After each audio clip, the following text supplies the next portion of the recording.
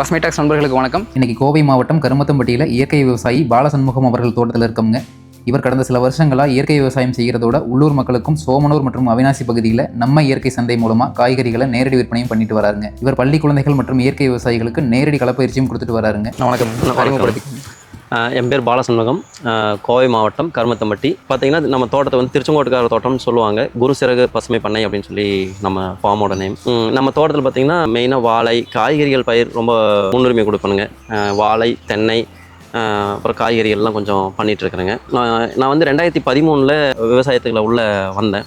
நான் ஆரம்பத்துலேருந்தே வந்து எடுத்தோன்னே நான் வந்து இயற்கை விவசாயம் அப்படின்ட்டு போகலை. கொஞ்சம் கொஞ்சமாக தான் இயற்கைக்கு வந்தேன். ஒரு 2 வருஷம் வந்து உள்ளே வந்த புதுசில் அடுத்தவர்கள் பேச்சை அவங்களோட இதையை கேட்டுட்டு தான் நான் வந்து வழிமுறையை ஃபாலோ பண்ணி விவசாயம் பண்ணணுங்க. அப்போ வந்து மருந்து கெமிக்கல் தான் யூஸ் பண்ணினேன்.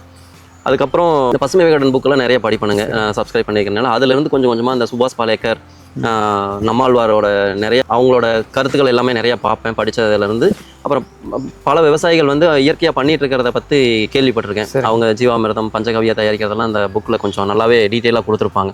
ஸோ அதெல்லாம் ஃபாலோ பண்ணி நாமளும் பண்ணலாம் அப்படின்ட்டு கொஞ்சம் கொஞ்சமாக மாறினேன். 2014 கடைசி அந்த சமயத்துலேருந்து நான் இயற்கைக்கு மாறணும் அப்படிங்கிறதுக்காக விஷம் அப்படிங்கிற அந்த ஒரு இதை தடுத்து மருந்து அப்படிங்கிற இதுக்கு கொண்டு வந்தேன். மருந்து அப்படின்னா பஞ்சகவியா, ஜீவாமிர்தம், மூவிலை கரைசல், ஐந்திலை கரைசல், இந்த மாதிரி அடுத்தடுத்து ஒன்று ஒன்றா பண்ணி நம்ம தேவைக்கு என்ன பண்ணணும், அரப்பு மோர் கரைசல், ஆவாரம்பூ கரைசல், இந்த மாதிரி எல்லாமே நானே தயாரிச்சுக்கோணுங்க.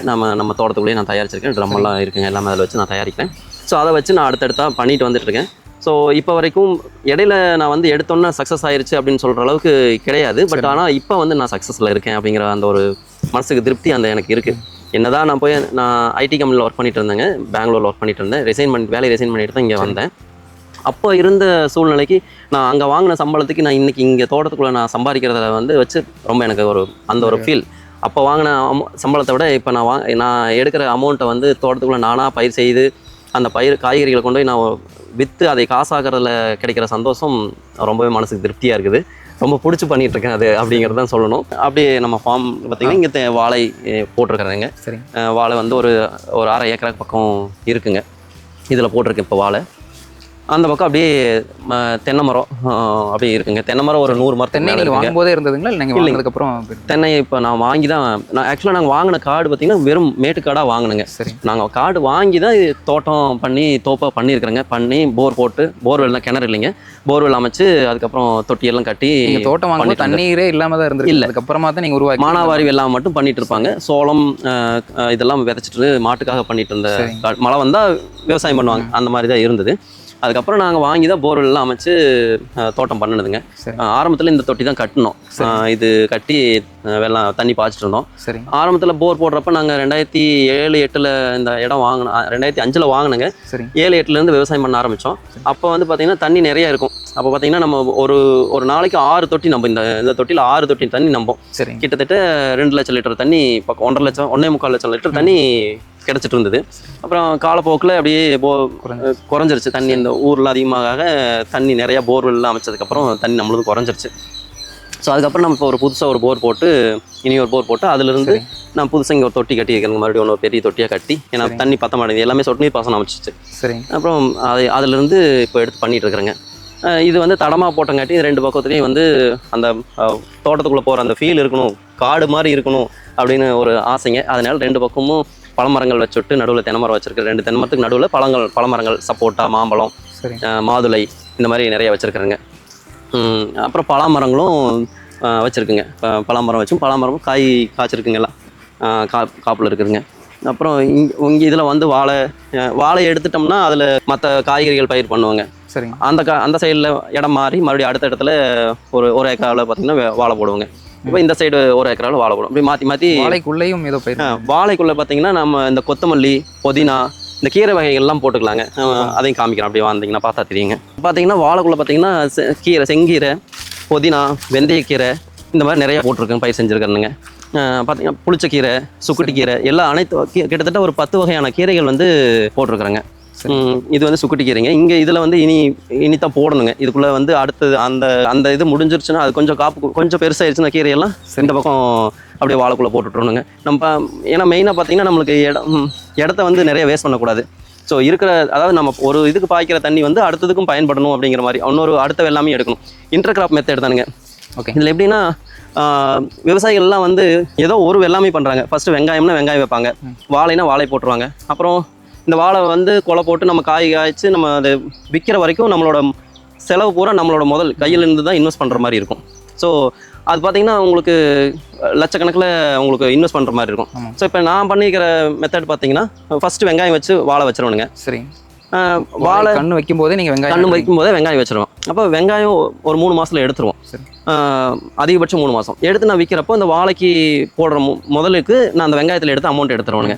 அடுத்தது வாழை அப்படியே கொஞ்சம் மண்ணெல்லாம் அணைச்சி விட்டு அந்த இதில் கரெக்ட் பண்ணுறதுக்கு அந்த வெங்காயத்தில் எடுத்துக்கிற காசையவே வச்சு பயன்படுத்திக்குவோம். இதுக்குன்னு தனியாக ஒரு அமௌண்ட் எடுக்கணும் அப்படிங்கிறது கிடையாது. இதில் நம்ம உற்பத்தி பண்ண பொருள்லேருந்தே நம்ம எடுத்துருவோங்க. அப்புறம் பார்த்தீங்கன்னா உள்ளே வந்து இப்போ 2 வாழைக்கு நடுவில் பார்த்தீங்கன்னா மறுபடியும் பார் எடுத்துருக்கணும் இல்லைங்களா? இதில் வந்து நம்ம கீரை எல்லாம் போட்டு விட்ருவோங்க. இப்போ பார்த்தீங்கன்னா இப்போ இதெல்லாம் முதல் வச்சு எடுத்தாச்சுங்க. கொத்தவரங்காய் ஒவ்வொரு செடி இருக்கும் பாருங்க. இதெல்லாம் கொத்தவரங்காய் எல்லாம் வந்து நேராக வளர்கிற செடிங்க. அது கொஞ்சம் வெயில் இருந்தாலே காய் காய்க்கும். ஸோ அதனால தண்ணீர் வந்து வாய்க்காலில் வாய்க்கால் முறையில் தான். ஆமாங்க. சொட்டு நீர் போட்டிருந்தேங்க. இப்போ உள்ள இன்டர் கிராப் பண்ணுறதுனால நான் வாய்க்கால் அப்போ தண்ணி வந்து எனக்கு எதுவுமே வேஸ்ட் ஆகாது. செங்கீரை இந்த மற்ற கீரையெல்லாம் போட்டிருக்கேன். நீங்கள் வந்தீங்கன்னு பார்த்தீங்கன்னா தெரியும். சரி. இதில் அந்த வாழைக்குள்ளே பண்ணும்போது எல்லா கீரைகளுமே வருங்களா, இல்லை ஏதாவது பர்டிகுலராக கீரைகள் மட்டும்தான் இல்லை? வரும்? நம்மளுக்கு வாழை வந்து கொஞ்சம் கேப் 8 அடி வச்சிருக்கு பண்ணிக்கிறதுனால சரி நம்மளுக்கு வந்து பார்த்தீங்கன்னா வெயில் கொஞ்சம் படுங்க. வெயில் படுறதுனால நம்மளுக்கு வந்து கீரைகள்லாம் வரும். வெயில் கொஞ்சம் படலைன்னா வராது. இன்னும் கொஞ்சம் வாழை பெருசாகி கொலை போடுறப்ப பண்ண முடியாது. பட் அது வரைக்கும் ஒரு 8 மாதம் வாழை ஒரு 7 மாதம் 8 மாதம் ஆகிற வரைக்கும் அந்த கொலை பூ தள்ளுற வரைக்கும் கொஞ்சம் நிழல் இருக்காதுங்க, வெயில் இருக்கும். சரி. ஸோ அப்போ வந்து நம்ம அது பயன்படுத்திக்கலாம். அதில் பார்த்தீங்கன்னா இப்போ பீட்ரூட்டில் கீரை போட்டிருக்கிறேனுங்க. சரிங்க. செங்கீரை, பீட்ரூட் கலருக்கு செங்கீரை. இதில் பார்த்தீங்கன்னா கொத்தமல்லி போட்டிருக்கிறேங்க. இது கொத்தமல்லி. பாலக்கீரைங்க. இது பாலக்கீரையும் போட்டிருக்குதுங்க. இதெல்லாம் பாலக்கீரைங்க. கொத்தமல்லி இதுங்க ஃபுல்லாக இந்த பக்கம் ஃபுல்லாக 4 இது கொத்தமல்லி போட்டிருக்கிறேனுங்க. இதில் நடுவில் பார்த்தீங்கன்னா முதல் பசலைக்கீரையும் வச்சுருக்குங்க இடையில. சரி. இதெல்லாம் வந்து அப்படியே தலையிறது. நிழலில் இருந்தாலும் இந்த பசலைக்கீரையெல்லாம் வந்துடும். தலை தானுங்க. ஆக்சுவலாக பார்த்தீங்கன்னா காய்க்கிற பொருள், அதாவது இதுக்குள்ளே காய்க்கிற வெள்ளாமை ஏதாவது பண்ணணும்னா நிழலில் காய் காய்க்காதுங்க.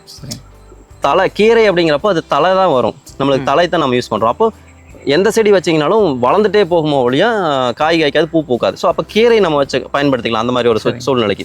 அப்போ கீரை வந்து நம்மளுக்கு நல்லா தலையுங்க. அப்போ பசலைக்கீரை வச்சுருக்கேன், சுக்குட்டி கீரை, புதினா கீரை, இதெல்லாம் தலையிறது செடிங்க. ஸோ அதனால் அந்த மாதிரி நம்ம வச்சுட்ருக்குறோம்.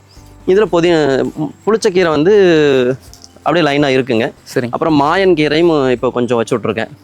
இது ஓரளவுக்கு மக்கள் விரும்புகிறாங்க அப்படின்னு சொல்லிட்டு மாயன் கீரை வச்சுருக்கேங்க. இப்போ வேலி ஓரத்தில் பார்த்தீங்கன்னா பூசணிக்காய், அரசாணிக்காய், சொரக்காய், இந்த மாதிரி ஒரு சில செடிகள்லாம் அங்கே வச்சுருக்குறேங்க.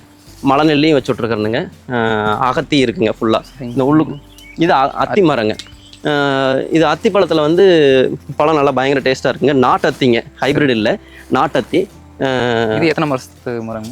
இது 2 வருஷம் ஆகுதுங்க. இப்போ தான் காய்க்கு வந்துட்டு இருக்குதுங்க. இப்போ இதில் வந்து நான் பார்த்தீங்கன்னா நம்ம ஃபுல்லாக வேல்யூ ஆடட் பண்ணி நம்ம சந்தைக்கு கொடுத்துட்ருக்கேனுங்க. நான் சந்தை வாய்ப்பு எப்படி பண்ணணுங்கிறத அடுத்தது சொல்கிறேங்க. இப்போ எப்படின்னா இப்போ நம்ம என்னென்ன கிராப் பண்ணி வைக்கிறேன்னு சொல்லிடுறேன். இப்போ இதில் பார்த்தீங்கன்னா அகத்தி ஃபுல்லாக அந்த பக்கம் ஃபுல்லாக வச்சுருக்கிறேங்க. நம்மளுக்கு பார்த்தீங்கன்னா அகத்தி கீரையில் பார்த்தீங்கன்னா 2 அகத்தி இருக்குதுங்க. இங்கே பொன்னாங்கண்ணி கீரையும் இருக்குதுங்க. சரிங்க. வச்சுருக்கேன். வல்லாரையும் வச்சு விட்ருக்கேனுங்க. பொன்னாங்கண்ணியில் இது சிவப்பு பொன்னாங்கண்ணி, பச்சை பொன்னாங்கண்ணி அந்த பக்கம் வச்சுருக்கேனுங்க. அது ஒன்று இந்த பக்கம் கொண்டு வரணும். இப்போதைக்கு அந்த பக்கம் இருக்குதுங்க. இங்கே பார்த்தீங்கன்னா இந்த சைடில் வந்து கொஞ்சம் உயிர்வேலி வைக்கிற மாதிரி வச்சுருக்கிறேங்க. கிலோ மரம் வச்சுருக்கிறேங்க. ஏன்னா நம்மக்கிட்ட வந்து நம்ம பண்ணை பார்த்தீங்கன்னா ஒருங்கிணைந்த பண்ணையம் அப்படிங்கிற மாதிரி ஆடு, மாடு, கோழி, வாத்து எல்லாமே நம்மக்கிட்ட இருக்குங்க. மீன் மட்டும் இப்போ இல்லை, அதுவும் கொண்டு வரணும் அப்படின்னு சொல்லி பார்த்துட்ருக்கிறேனுங்க. அதுக்கு தொட்டியெல்லாம் கட்டியிருக்கீங்க. இப்போ தான் மீன் வளர்ப்பும் பண்ணலாம் அப்படிங்கிற ஒரு இது உயிர்வேலி எதுக்கு வச்சுருக்குன்னா இந்த பக்கம் கோழி அந்த சைடில் தான் வளர்த்துங்க. இந்த பக்கம் அதிகமாக வந்துடக்கூடாது, நாய் வருது, ஆடு வந்து ஒரு டைம் மேய்ச்சலுக்கு ஓட்டிகிட்டு போகிறப்போ உள்ளே ஒடியாந்துருது, வெள்ளாமை கடிக்குது அப்படிங்கிறக்காக உயிர்வேலியாக வச்சுருக்குறேங்க. இதில் கம்பி வேலி போட்டாலும் கூட இது இடம் இதாகும். இப்போ உயிர்வேலி வந்து அதுலேருந்து வெயில் காலத்தில் இந்த கிழுவை வேலை உடச்சோம்னா ஆட்டுக்கு தீவனத்துக்கும் பயன்பட்டுருக்கும். அதனால் உயிர்வேலியாக அமைச்சிருக்கிறேங்க. இதில் வாதநாராயணன் மரம் ஒன்று வச்சுருக்கிறேனுங்க. அது எதுக்குன்னா இந்த ரசம் வைக்கிறதுக்கு இதுக்கெல்லாம் பயன்படுத்துகிறாங்க. அந்த சளி பிடிச்சிச்சுன்னா தலை ரசம் வைக்கிறதுக்கெல்லாம் வாதநாராயணன் மரம் பயன்படுத்துவாங்க. ஸோ அதனால் வந்து நம்ம இதில் எப்போவுமே ஒரு மரம் இருக்கணும் அப்படின்னு சொல்லுவாங்க. ஆனால் மற்றவங்க என்ன சொல்லுவாங்கன்னா வாதநாராயண மரம் வச்சோம்னா சண்டை வந்துகிட்டே இருக்கும் வீட்டில், வைக்கக்கூடாது அப்படிம்பாங்க. நான் இந்த தோட்டத்துக்கு வந்ததுலேருந்து மரம் வச்சுட்டே தான் இருக்கேன். மரத்துக்கடியில் தான் மாடும் கட்டிட்டு இருக்கிறோம். இது வரைக்கும் எங்களுக்குள்ள சண்டை வருது அப்படிங்கிற மாதிரி இல்லை, எதுவும் கிடையாதுங்க. ஆனால் அது ஒரு பொய்யான தகவல் அப்படிங்கிறது. என்னை பொறுத்த வரைக்கும் இது மருத்துவ பயன்பாடு இருக்கிறதுனால நம்ம இதைய வைக்கிறது நல்லது. அது அதோட தலை வந்து கடைசிக்கு வாரத்தில் ஒரு நாளாவது குழந்தைங்களுக்கெல்லாம் இந்த தலை ரசம் வச்சு கொடுக்கலாம். நம்ம காட்டுக்குள்ளே பார்த்திங்கன்னா எல்லா கீரை எல்லா தலைகளும் கிடைக்கும். ஏன்னா நம்ம களைக்கொல்லியிலேருந்து எதுவுமே யூஸ் பண்ணுறது இல்லைங்க. களைக்கொல்லிலாம் பயன்படுத்தக்கூடாது அப்படிங்கிறதுனால முதல் பயன்படுத்திட்டு தான் இருந்தேன். களைக்கொல்லி மட்டும் பயன்படுத்திகிட்டு இருந்தேன், மருந்து இல்லாமல் பயன்படுத்திகிட்டு இருந்தேங்க. செடிக்கு மருந்து அடிக்க மாட்டேன். அப்புறம் மறுபடியும் தான் தெரிஞ்சது மருந்தும் கூட பெரிய விஷம் கிடையாது, களைக்கொல்லி தான் பயங்கரமான விஷம் அப்படிங்கிறது மறுபடியும் தான் தெரிஞ்சதுங்க. அதுக்கப்புறம் தான் வந்து அதையும் ஸ்டாப் பண்ணிவிட்டு சரி ஃபுல்லாக நாமளாக பண்ணணும் அப்படின்ட்டு பண்ணிகிட்டு இருக்கிறேங்க. இப்போவுமே பார்த்தீங்கன்னா களைக்கொல்லிக்கு நானாக தயாரிச்சுக்குவேனுங்க. எப்படின்னா மாட்டு கோமியத்தை 5 லிட்டர் ஒரு கிலோ கல்லுப்பு பயன்படுத்திங்க. சரிங்க. 5 லிட்டர் தண்ணி ஊற்றி எலுமிச்சம்பழம் ஒரு 4 எலுமிச்சம்பழம் புழிஞ்சு ஸ்ப்ரே பண்ணி விடுவோங்க. அப்படி ஸ்ப்ரே பண்ணுறப்ப பார்த்தீங்கன்னா ஒரு சில களைகள் கட்டுப்பட்டுரும். சரி. இந்த பார்த்தீனியம் செடியெல்லாம் ஓரளவுக்கு கட்டல. இப்போ நீங்கள் களைக்கொல்லி வந்து ஒவ்வொரு பயிர்களுக்கு தகுந்த மாதிரி அவங்க கண்டுபிடிக்கிறாங்க. இப்போ நீங்கள் வந்து பண்ணுறது எல்லா செடிகளையுமே அழிக்கும் தானே? நம்ம பயிருக்கு படாமல் அடிச்சுக்கணும் அப்படி தானே? ஆமாம், பயிருக்கு படாமல் நம்ம பண்ணிக்கணும். நான் வந்து இது எப்படின்னா இந்த இடம் இருக்குது, இந்த இடத்துல எதுவுமே இல்லை அப்படிங்கிறப்ப யூஸ் பண்ணியிருந்தேன். இப்போ வந்து நான் இன்டர்கிராப் பண்ணுறதுனால நான் அதையுமே பயன்படுத்த முடியறதில்ல. இந்த தென்னை மரத்து தோப்புக்குள்ளே வந்து பார்த்திங்கன்னா கொஞ்சம் பதவலாயிரும், ரொம்ப புதராட்டம் வந்துடுது அப்படிங்கிறக்காக அதுக்காக யூஸ் பண்ணோம். இப்போ இந்த கிட்டத்தட்ட இந்த ஒரு வருஷமாக அதுவுமே யூஸ் பண்ணலை. ஸோ அதுலேயும் வந்து கல்லுப்பு நம்ம அதிகமாக போடுறதுனால அதோட கண்டென்ட் வந்து ரொம்ப வீரியமாகும் அப்படிங்கிறது கேள்விப்பட்டேன். இனிஷியலாக அதுவும் எனக்கு தெரியாமல் இருந்தது. அப்புறம் ஒருத்தர் எனக்கு அது சொன்னாருங்க, நீ என்னதான் கல்லுப்பு போட்டு அடிச்சிங்கனாலும் அது இயற்கை கிடையாது, சரி, அதுவும் மண்ணை பாதிக்கும் அப்படின்னு சொன்னாங்க. ஸோ நம்ம மண்ணை பாதிக்கிற வேலை எதுவும் செய்யக்கூடாது, நம்ம தலைமுறையோடு இது நின்றக்கூடாது, அடுத்த தலைமுறைக்கும் இந்த மண் இருக்கணும் அப்படிங்கிற ஒரு இதில் அதையுமே கொஞ்சம் ஸ்டாப் பண்ணிட்டேங்க. இதில் பார்த்தீங்கன்னா நம்ம தென்னம் தோப்புக்குள்ளே பார்த்தீங்கன்னா நம்ம பலாமரம் வச்சுருக்கேங்க. சரிங்க. பலாமரம், பட்டர் ஃப்ரூட் ஒன்று வச்சுருக்குறேங்க. அப்புறம் ரெம்புட்டான் அப்படின்னு சொல்லி ஒரு 3 மரம் பழமரங்கள் அதெல்லாம் வச்சுட்ருக்கேனுங்க. சரி வரும் அப்படின்னு, அது எப்படி வரும் அப்படின்னு பார்க்குறக்காக ட்ரையலுக்கு வச்சுட்ருக்கேன். ஸோ அது நல்லா வந்ததுன்னா இன்னும் கொஞ்சம் எல்லா இடத்துலையும் வச்சு விடலாம் அப்படிங்கிற மாதிரி இன்டர்கிராப்பாக பண்ணி வச்சுட்றலாம் தென்னை மரத்துக்குள்ள சொல்லிட்டு வச்சுருக்கிறேனுங்க. இந்த தொட்டி வந்து க்ளோஸ் பண்ணியிருக்கிறது ரொம்ப ஹைட்டாக கட்டிருக்கீங்களா? இது என்ன பர்பஸ்க்காக? ஆக்சுவலாக பார்த்தீங்கன்னா நம்ம இனிஷியலாக நான் ஃபஸ்ட்டு காமிச்சேன் இல்லைங்களா, அந்த தொட்டி தான் யூஸ் பண்ணிகிட்டு இருந்தோம். அதிலிருந்து தண்ணி எடுத்து நம்ம பயன்படுத்துகிறப்போ பார்த்தீங்கன்னா நம்மளுக்கு பத்துறதில்லை. அப்போ இன்னொன்று என்னென்னா, நம்ம மோட்டர் போட்டு எங்கேயாவது வெளியில் போனோம்னா சீக்கிரம் நம்பி தண்ணி ரொம்ப நிறையா வேஸ்ட் ஆகுது, கீழே போகுது அப்படின்னு சொல்லிட்டு சரி ஒரு பெரிய தொட்டி ஒன்று கட்டிக்கலாம். கரண்ட் இல்லைனாலும் ஒரு நாள் ஆஃப் ஆயிருந்தாலும் நம்ம வந்து இந்த மோட்டர் ஓடல அப்படின்னாலும் எந்த வெள்ளாமே பாதிப்படையக்கூடாது அப்படிங்கிறக்கோசரம் ஒரு பெரிய தொட்டியாக ஒன்று கட்டிடலாம் அப்படின்னு சொல்லிட்டு இது ஐடியா பண்ணி கட்டினாங்க. சரி. ஆக்சுவலாக இது பார்த்திங்கன்னா கிட்டத்தட்ட 1,10,000 லிட்டரு பிடிக்கிற அளவுக்கு கட்டிக்கிறேங்க. நான் ஏன் இந்த தொட்டி கட்டினேன்னா 2 in 1 அப்படிங்கிற மாதிரி தான் சொல்லணுங்க. ஒன்று பார்த்திங்கன்னா இது தோப்புக்குள்ளே தான் கட்டிக்கிறேங்க, இடம் வேஸ்ட் ஆகக்கூடாது. தனியாக ஒரு இடத்துல கட்டினோம்னா இடம் வேஸ்ட் ஆகுங்க. அதனால் தனியாக கட்டாமல் தோப்புக்குள்ளேயே இருக்கிற இடத்துல கட்டணுங்கிறதுக்காக இந்த இடத்த அரேஞ்ச் பண்ணி இப்படி கட்டினாங்க. இனி ஒரு விஷயம் என்னென்னுங்கன்னா, நம்மளுக்கு இந்த தொட்டி பார்த்திங்கன்னா ஏன் இந்த செட்டு இவ்வளோ உயரமாக போட்டிருக்கேன் அப்படின்னா, ஒன்று வந்து தென்னை மரத்துலேருந்து காற்றடிச்சதுன்னா இங்கே காற்று ரொம்ப நல்லா பயங்கரமாக வீசுங்க. அப்போ அந்த குப்பையெல்லாம் வந்து உள்ளே விழும் அப்படிங்கிறக்காக கொஞ்சம் செட்டு போட வேண்டிய சூழ்நிலை. செட்டு எல்லாருமே பார்த்திங்கன்னா தொட்டி ஒட்டி மூடி போடுவாங்க. நான் ஏன் ஹைட்டாக போட்டிருக்கேன் அப்படின்னா, எனக்கு வந்து நம்ம குழந்தைங்கள், வருங்கால குழந்தைகள்லாம் பார்த்தீங்கன்னா ஏதாவது ஒரு என்டர்டைன்மெண்ட் இருந்ததுன்னா தான் காட்டுக்குள்ளே வந்து தோட்டத்துக்குள்ளே வேலை செய்யணும், தோட்டத்துக்குள்ளே வந்து என்னென்னு பார்க்கணும் அப்படிங்கிற அந்த ஒரு ஃபீலாவது இருக்கும். நான் அந்த ஒரு நோக்கத்தில் இப்போ நீச்சல் அடிக்கிறதுக்கு பயன்படுத்தலாம் அப்படிங்கிற ஒரு எண்ணங்க. நம்ம இந்த காலத்தில் போய் ஏன்னா இந்த ஏரியாவில் பார்த்தீங்கன்னா இது டவுன் ஏரியாங்க. நம்மளது தான் இந்த பக்கம் வந்தீங்கன்னா கருமத்தம்பட்டியிலேருந்து பார்த்தீங்கன்னா நம்மளது தான் இந்த இடத்துல ஃபஸ்ட்டு தோட்டமாக இருக்குதுங்க. இப்போ அந்த சூழ்நிலை பார்க்குறப்ப குழந்தைங்க எல்லாருமே போய் வெளியில் ஸ்விம்மிங் பூல் இந்த மாதிரி போய் தான் நீச்சல் பழகணும் அப்படிங்கிற மாதிரிலாம் இருக்கும். ஸோ நான் இது வந்து நீச்சல் நான் கற்றுக் கொடுக்கணும் அப்படிங்கிற ஒரு ஆசைக்காக என் குழந்தைங்கள இதுலேயே நீச்சல் பழகணும் அப்படிங்கிறக்காக இந்த தொட்டி கட்டி வைக்கிறேங்க. அதனால தான் செட்டை உயரமாக போட்டு ஜம்ப் பண்ணி குதிச்சாலும் எதுவும் ப்ராப்ளம் இல்லாமல் இருக்கணும் அப்படிங்கிறக்காக இந்த தொட்டி பெருசாக கட்டினது, ப்ளஸ் செட்டு உயரமாகவும் போட்டு கட்டிக்கிறேனுங்க. இது ஒரு மதிப்பீடு எவ்வளோ வந்திருக்குங்க? இது 2,30,000 ஆயிருக்குங்க. ஒரு ரிங்குக்கு வந்து 10 அடி ஆழங்க. சரி. 25 அடி அகலம் பண்ணி கட்டிக்கிறேனுங்க. கிட்டத்தட்ட 2,30,000 செலவாயிருக்குங்க. செட்டுக்கு தனியாங்க 1 லட்ச ரூபா பக்கம் வந்துருச்சுங்க. ஏன்னா தேங்காய் விழுந்துன்னா சீட்டு உடஞ்சிரும் அப்படின்னு சொல்லிட்டு தான் இந்த இது வாங்கி போட்டுச்சுங்க, ஹாஸ்பிட்டல் சீட் போட்டு. இந்த சீட்டு வந்து கொஞ்சம் காஸ்ட்லி, கொஞ்சம் தேங்காய் விழுந்தாலும் கொஞ்சம் வளையாது அப்படிங்கிற ஒரு கண்டிஷனுக்கு வாங்கி போட்டிருக்கேனுங்க. ஸோ அந்த இதில் பார்த்தீங்கன்னா கொஞ்சம் காஸ்ட்லியாக ஆயிடுச்சு. பட் இருந்தாலும் வருங்காலத்தில் குழந்தைங்களுக்கு வந்து ரொம்ப யூஸ்ஃபுல்லாக இருக்கும் அப்படிங்கிற கோசம் தான் இந்த தொட்டி கட்டணும்னு வச்சுக்கோங்களேன். இப்போது நம்ம காய்கறி தோட்டத்தை பார்க்கலாங்க. இதுதான் நம்ம காய்கறி பண்ணுற ஏரியாங்க. கிட்டத்தட்ட ஒரு ஏக்கர் 1.25 ஏக்கர் பக்கம் காய்கறிகள் பண்ணிகிட்ருக்குறேங்க. இதில் வந்து பார்டரில் பார்த்தீங்கன்னா தென்னை மரம் வச்சு விட்ருக்குறேங்க. ஸோ அந்த ரொம்ப பார்டரில் போய் நம்ம எதுவும் யூஸ் பண்ண முடியாது அப்படிங்கிறது இல்லை. பட் பார்டராக ஆக்சுவலாக தென்னை மரம் தோப்பாக வைக்கிறத விட இந்த சுற்றியும் வச்சோம்னா நம்ம மற்ற பயிர்கள் ஏதாவது பண்ணுறோன்னா நம்மளுக்கு காடு இடம் கிடைக்குங்க. தோப்பாக வச்சோம்னா அந்த இடத்துல பயன்படுத்த முடியாது அப்படிங்கிறதுக்காக நம்ம பார்டரில் வந்து தென்னை மரம் வச்சு விட்ருக்குறேங்க. இதில் பார்த்திங்கன்னா இதெல்லாம் முதல் கிராப்புங்க. இது ஃபஸ்ட்டு முடிஞ்சிருச்சுங்க கிட்டத்தட்ட. இந்த வெண்டைக்காய் மட்டும் கொஞ்சம் காய்ச்சிட்ருக்கு. அதை எடுத்துட்டோம்னா இந்த இது காடு ஓட்டிடுவோங்க. இந்த பக்கம் கத்திரிக்காய் வச்சுருக்காங்க. இது வைக்கிறப்ப என்ன பண்ணோம்னா ஃபஸ்ட்டு வெங்காயம் வச்சு வெங்காயத்துக்குள்ளே தான் கத்திரிக்காயும் மிளகாயும் வச்சுருந்ததுங்க.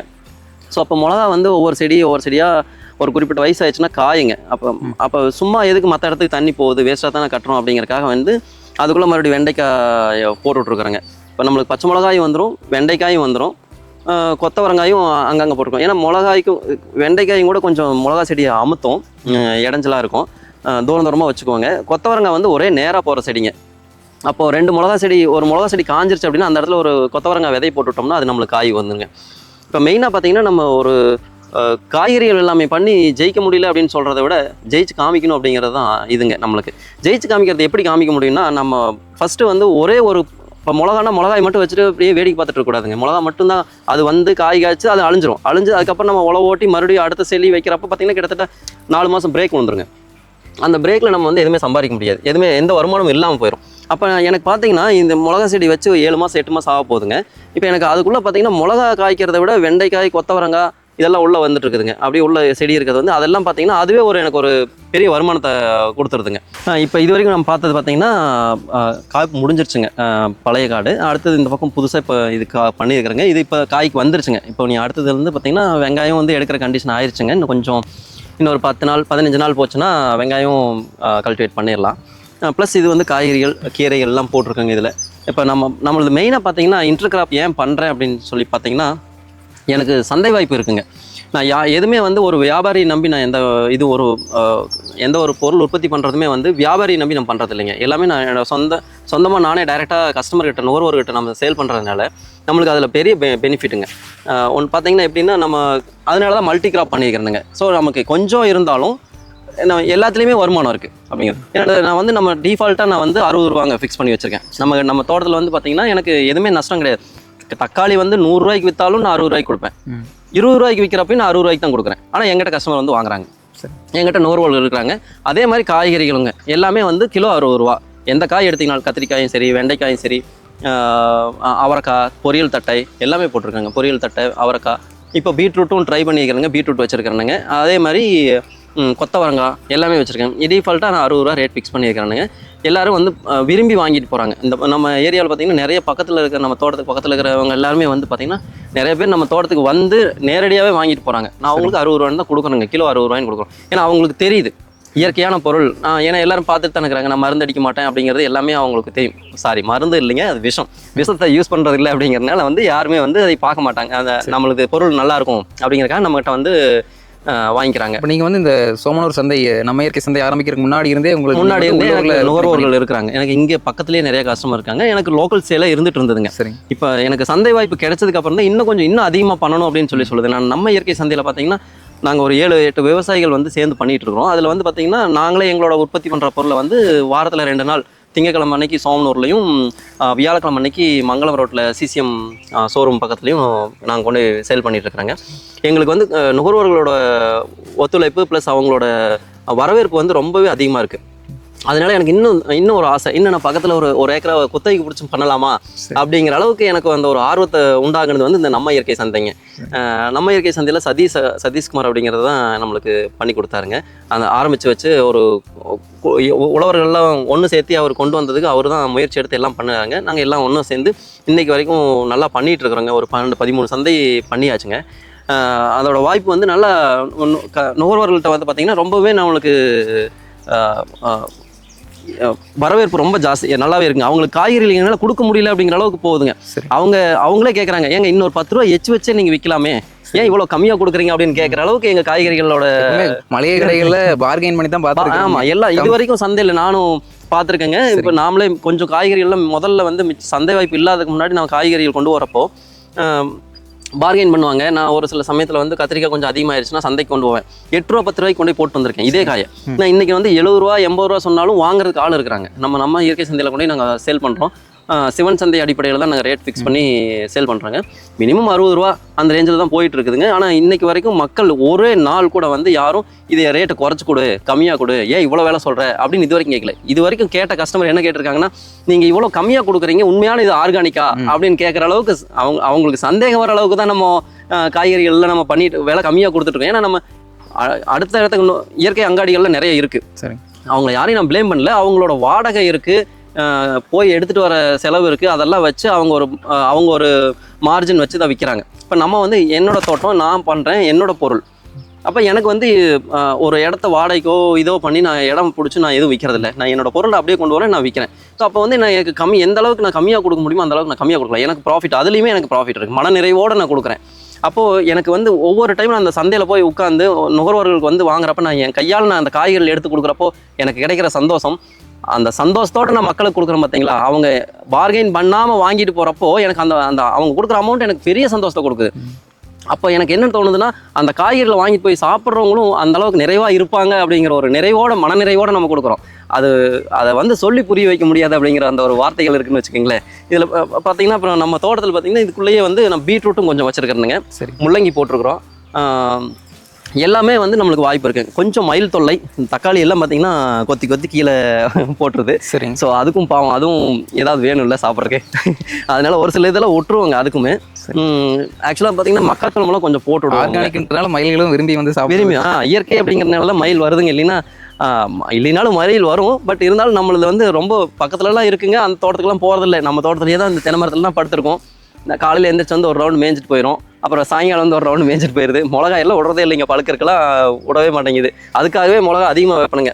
பார்த்தீங்கன்னா ஒரு 1000 நாற்று அப்படின்னு வச்சு விடுவோங்க. அப்போ ஒரு 200 நாற்று 300 நாற்று அது சாப்பிட்டாலும் மீதி நாற்று நம்மளுக்கு கிடைக்கும் அப்படிங்கிற ஒரு பக்குவத்தில் நம்ம வச்சுடுவோங்க. இன்னொரு கேள்விங்க, இந்த பண்ணைக்கீரை நீங்கள் வச்சிங்களா தானா முளைச்சது? இது தானா முளைக்கிறதாங்க. பண்ணைக்கீரை வந்து தானா முளைக்குங்க. இது ஏன்னா நம்ம விதை போட்டு எடுக்கிறதுங்கிறது வந்து பண்ணை தொய்யக்கீரை எல்லாம் வந்து வராதுங்க. பாருங்க, இந்த கீரை பாருங்க எப்படி. மாணவர்கள்லயே இந்த பண்ணைக்கீரை வந்து நம்ம அதிகமாக பார்த்துருக்க முடியும். ஆனால் இப்போ வந்து எல்லாமே அழிஞ்சிருச்சுங்க. காரணமாக தான் மருந்து ஒரு காரணமாக சொல்லலாம்.